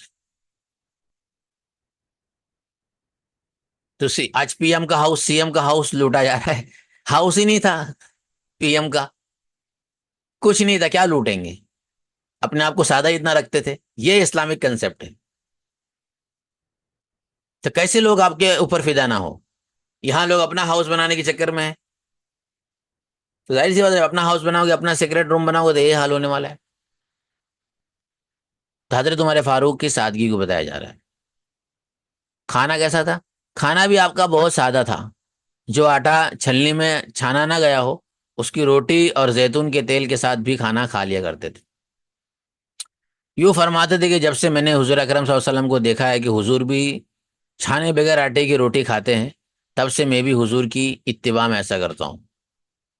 اس زمانے کے آٹے الگ تھے، اس زمانے کی چیزیں الگ تھی، پیور تھی۔ اس کا یہ مطلب نہیں کہ ہم بھی چھانے بغیر کھائیں، کھا سکتے تو کھا سکتے ہیں، لیکن اگر ہمیں ہضم نہیں ہوتا تو ہم چھان کے بھی کھا سکتے ہیں، اس میں کوئی گناہ نہیں ہے۔ ویسے قوا، ویسے بازو، ویسی صحت، ویسا ہاضمہ ہمارا نہیں ہے۔ تو یہ سب میں ہمیں اپنے آپ کو دیکھنا چاہیے کہ ہمارا ہاضمہ کیا فالو کرتا ہے، ورنہ ہم لینے کے دینے ہو جائیں گے، پھر مس کال پر مس کال اور کال پر کال ہماری آتی رہے گی۔ بوڑھوں اور ضعیفوں کی خدمت، اتنے بڑے لیڈر تھے، پیر پر پیر چڑھا کے بیٹھ سکتے تھے، لیکن اور ملکوں کا ملکوں سفر کر سکتے تھے، لیکن رات کے اندھیری میں بوڑھوں اور ضعیفوں کے گھر جا کر ان کی خدمت کرتے رہتے۔ جب آپ خلیفہ تھے تو ایک دن رات میں مدینہ میں چکر لگا رہے تھے، ایک عورت کو دیکھا کہ اس کے آس پاس بچے رو رہے ہیں، چولہے پر برتن رکھا ہوا ہے۔ آپ نے قریب جا کر پوچھا، اے اللہ کی بندی، یہ بچے کیوں رو رہے ہیں؟ تو اس عورت نے بتایا کہ بھوک کی وجہ سے، اور کہا کہ برتن میں پانی رکھ کر ان بچوں کو بہلا رہی ہوں، یعنی بچے کو یہ ہو کہ کچھ کھانا پک رہا ہے۔ حضرت عمر یہ منظر دیکھ کر رو پڑے، فوراً بیت المال تشریف لائے اور ایک بوری میں آٹا، گھی، کھجور، کپڑے اور درہم ڈالے اور اپنے غلام اسلم کو کہا کہ یہ بوری میرے کندھے پر رکھ دو. غلام اسلم نے کہا کہ امیر المؤمنین میں اٹھاؤں گا. حضرت عمر نے فرمایا کہ کل قیامت کے دن بھی تم میرا بوجھ اٹھاؤ گے؟ پھر وہ بوری اٹھا کر اس عورت کے پاس پہنچے، خود بوری میں سے چیزیں نکالی، برتن میں رکھا اور چولہے کی آگ میں پھونک مارنے لگے، یہاں تک کہ چولہے سے اتنا دھواں نکلا کہ حضرت عمر فاروق کی داڑھی سے نکل رہا تھا. پھر کھانا تیار ہوا تو اپنے ہاتھ سے نکال کر بچوں کو کھلایا اور ایک طرف بیٹھ کر انہیں دیکھنے لگے اور فرمایا کہ ان کو روتا ہوا دیکھا ہے، جی چاہتا ہے کہ ایک مرتبہ ان کو ہنستا ہوا بھی دیکھ لو. تو یہ حضرت عمر فاروق تھے جو اس طریقے سے خدمت کیا کرتے تھے. اس موقع پر عورت نے کہا تھا کہ امیر المؤمنین آپ کو ہونا چاہیے. تو یہ حضرت عمر فاروق تھے. یہ زندگی کا عالم تھا. یہاں تو ایک مرتبہ یہ کام کر دیا جائے گا، تاریخ میں ایک واقعہ، ایسے کتنے واقعات ہوں گے جو ہمارے تاریخ میں رقم نہیں ہوئے. 10 سالہ زندگی کے اندر کتنے ایسے واقعات انجام دیے ہوں گے، کچھ ہی پاپولر ہو پائے، یہاں تک پہنچ پائے ہیں. حضرت عمر فاروق رضی اللہ تعالیٰ عنہ کا عجیب و غریب انصاف. مصر کے گورنر حضرت عمرو بن عاص رضی اللہ تعالیٰ عنہ کے بیٹے عبداللہ نے ایک مصری آدمی کو بغیر کسی وجہ سے کوڑے مارے. گورنر تھے، بغیر کسی ریزن کے کوڑے مار دیے. اس مارنے کی خبر حضرت عمرو بن عاص کو نہیں تھی. حضرت عمر فاروق رضی اللہ تعالیٰ عنہ کو فریاد پہنچی. آپ نے فرمایا، عمرو بن عاص کو خط لکھا کہ آپ اپنے بیٹے کو لے کر یہاں مدینہ آئے. جب وہ آ گئے تو مصری کو کہا کہ لو یہ کوڑا پکڑو اور گورنر کے بیٹے کو مارو. یہاں پر کوٹا کے اندر ہمارے باپ کو مل رہا تھا، ہمارے اولادوں کو بھی ملے گا. تو یہاں پر اقربا پروری چل رہی ہے. اور اقربا پروری تو جس کو بولا جاتا ہے نیپوٹزم، ہر جگہ چلتا ہے، چاہے صلاحیت ہو کہ نہ ہو، ہر فیلڈ میں. اسلام پر نہیں، اسلام میں نہیں ہے یہ چیز. یہ ہوتا گورنر کا بیٹا ہے، اس کو کیسے مارے؟ آج تو میں گورنر کا بیٹا ہوں، میرے تو کیسے پکڑے گا بغیر ہیلمٹ کے؟ میں گورنر، میں پولیس کا بیٹا ہوں، میرا باپ یہ، میرا باپ وہ ہے، باپ کا سہارا دے رہے ہوتے. سوچے ایک صحابی کے بیٹے ہیں، مار دیا کسی کو. صحابی کو خود خبر نہیں تھا، حضرت عمر وہاں سے بلوا کے باپ کے سامنے بیٹے کو پٹوا رہے ہیں، کہہ رہے ہیں کہ مار تو بھی جس کو مارا ہے. یہ انصاف کرنے والے شخص تھے. تو ایسے انصاف کرنے والے شخص کسی گورنر کی مجال ہے کہ وہ اپنے بیٹے کو بولے کہ تیرے کو جو چاہے وہ کر لے؟ اس کا بیٹا بھی اوقات میں رہے گا. کس کو اوقات میں کیسے رکھنا حضرت عمر فاروق کو پتا تھا، اس لیے سب اپنی اوقات میں رہتے تھے. کوئی اپنی کرسی کے باہر اور اپنی چادر کے باہر پیر نہیں پھیلاتا تھا. سب کی رسی بغیر برابر سے کس کر رکھتے تھے حضرت عمر فاروق. سوچے کوئی سوشل میڈیا کا سسٹم نہیں تھا، کوئی بھی آن لائن سسٹم نہیں تھا. آج لوگ کہتے ہیں یار کیسے کریں گے؟ اتنا آن لائن سسٹم ہے کہ آپ ویڈیو کالنگ کر سکتے ہیں، CCTV کیمرہ لگا سکتے ہو، آپ یہاں سے وہاں والے لوگوں کی خبر رکھ سکتے ہو، سب سسٹم ہے آج. لیکن یہ حکومت یہ انصاف نہیں کر پا رہے. اور حضرت عمر فاروق یہاں بیٹھے بیٹھے مصر کے اندر حکومت چل رہی ہے، وہاں انصاف ہو رہا ہے، اور وہاں کی خبر پتہ چل رہی ہے، برابر سے انصاف دلایا جا رہا ہے. کہیں پر بھی کوئی بھی گڑبڑی نہیں کر سکتا تھا. آپ سوچنے کیا چیز تھی؟ کوئی CCTV کیمرہ نہیں، کوئی کنیکشن نہیں، کوئی آن لائن کانٹیکٹ نہیں، کوئی موبائل نہیں تھا. صرف ایک خط جاتا تھا اور خط میں پوچھا جاتا تھا کیا چل رہا ہے، کیسے حکومت چل رہی ہے، رعایا کے ساتھ کیا معاملات ہو رہے ہیں، حقوق کی ادائیگی ہو رہی ہے کہ نہیں ہو رہی ہے. ایک جنبی رعایا میں سے بول دیا، برابر سے کلاس لگائی جائے گی. آپ سوچیے نا اس کی مثال. سوچتا ہوں دنگ رہ جاتا ہوں کہ اب ہم آج ہمارے اندر تو ہماری بیوی ایک دوسرے کمرے میں ہوتا ہماری برائی کرنے لگ جاتی ہے، اس کو خوف نہیں ہمارا. بچے ہمارے ادب نہیں کرتے. حضرت عمر فاروق کا یہ خوف تھا کہ علاقے ایک ملک سے دوسرے ملک والے کی کاپ رہی ہوتی تھی. سوچیں آپ کیا حضرت عمر فاروق ہوں گے. خیر لیکن حضرت عمر فاروق کی بھی گھر میں نہیں چلتی تھی، گھر کا معاملہ ہی الگ تھا. اس لیے عورتوں کو بڑی مضبوطی مل جاتی ہے. عورتیں کیا بولتی ہے، دیکھو حضرت عمر فاروق کتنے مضبوط تھے، بہت مضبوط تھے نا.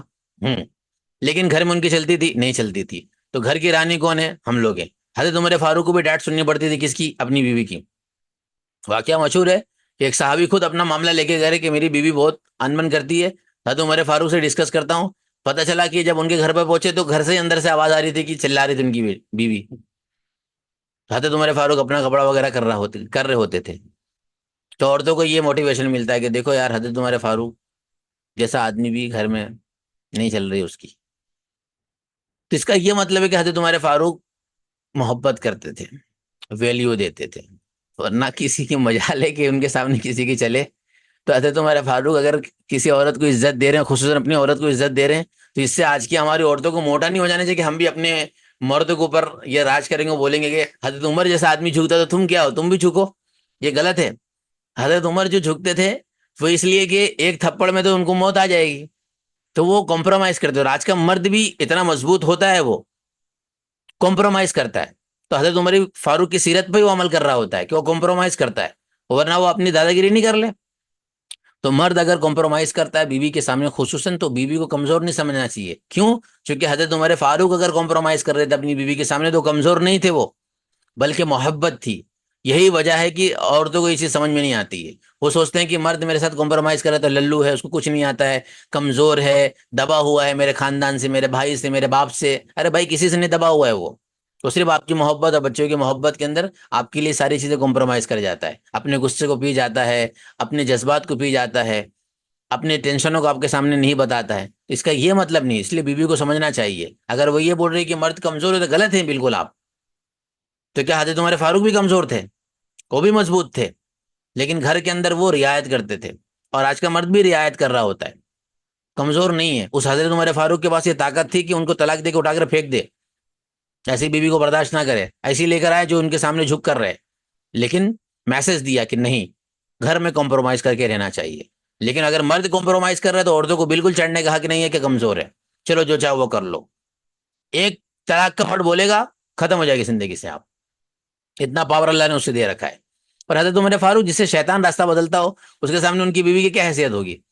لیکن پھر بھی وہ ویلیو دے رہے ہوتے.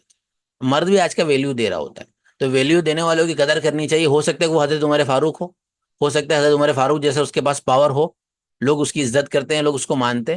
تو آپ بھی کریں.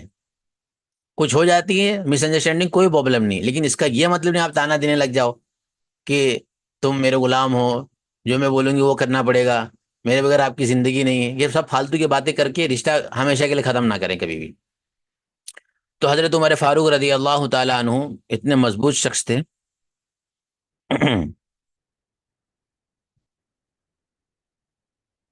کہ دوسرے ملک کے اندر بھی لوگ کافرے ہوتے تھے. اللہ اکبر. 1 روپے کی دھاندلی نہیں ہوتی تھی. آج کرپشن سے بچانے کے لیے لوگ حکومت میں آتے ہیں، ووٹنگ اسی بیس پر لیتے ہیں کہ ہم کرپشن ختم کریں گے. جیسے ہی لیڈر بنتے ہیں، سب سے بڑا کرپٹ لیڈر وہی ہو جاتا ہے جس نے اس بیس پر ووٹنگ کرائی تھی کہ میں کرپشن ختم کروں گا، یعنی دھاندلی. اللہ اکبر. حضرت عمر فاروق کے زمانے میں دکھا دے کوئی، ہماری تو اپنی ہسٹری نہیں لکھی ہوئی ہے نا، کوئی دکھا دے ہسٹری کے اندر حضرت عمر فاروق کی ہسٹری کے اندر ہوئی دھاندلی، ہوا ہے گڑبڑ کوئی معاملہ، اور جو ہوا اس کو سدھارا ہے. تو ایسی مثال لیڈرشپ کی کہیں نہیں ملتی ہے. اللہ تبارک و تعالیٰ حضرت عمر فاروق جیسا لیڈر ہمیں عطا فرمائے، ہمیں بنائے حضرت عمر فاروق کی طرح. اللہ تعالیٰ ایسے لیڈروں کو دنیا کے اندر پیدا فرمائے، یا ایٹ لیسٹ ہمیں اللہ موقع دے ہم خود بنے، اپنے اولادوں کو بنائیں، تاکہ دیکھ کر مضبوطی آئے، موٹیویشن ملے. کوئی ایسا ہمارے علاقے میں، ملک میں ہوتا ہم جا کے اس کی زیارت کریں، ایسے لوگوں کی زیارت ہم کریں، ایسے لوگوں کی ملاقات کریں. کوئی ایسا شخص ہو. ابھی اس وقت فلسطین میں صرف ایسے لوگ جیتے ہیں، بس دنیا کے اندر کوئی ایسے لوگ نہیں ہیں. صرف ایک فلسطینی لوگ ہیں جن کے پاس یہ جگرا ہے کہ ان کی ماں جا رہی، ان کے باپ جا رہے، ان کے خاندان ختم ہو رہے، لیکن یہ جگرا ان کے پاس ہے کہ مسجد اقصی کی حفاظت کے لیے وہ کھڑے ہیں، اور حضرت عمر فاروق جیسا جگرا لیے ہوئے ہیں. ان کو دیکھ کر حضرت عمر فاروق یاد آتے ہیں. ان کے بچے، ان کی بیویاں، وہاں کی عورتیں، وہاں کے مرد اپنے اندر حضرت عمر فاروق جیسا دل لیے ہوئے ہیں. ہمارے پاس نہیں ہے یہ دل، اور ہمارے پاس کوئی ایسا شخص بھی نہیں ہے.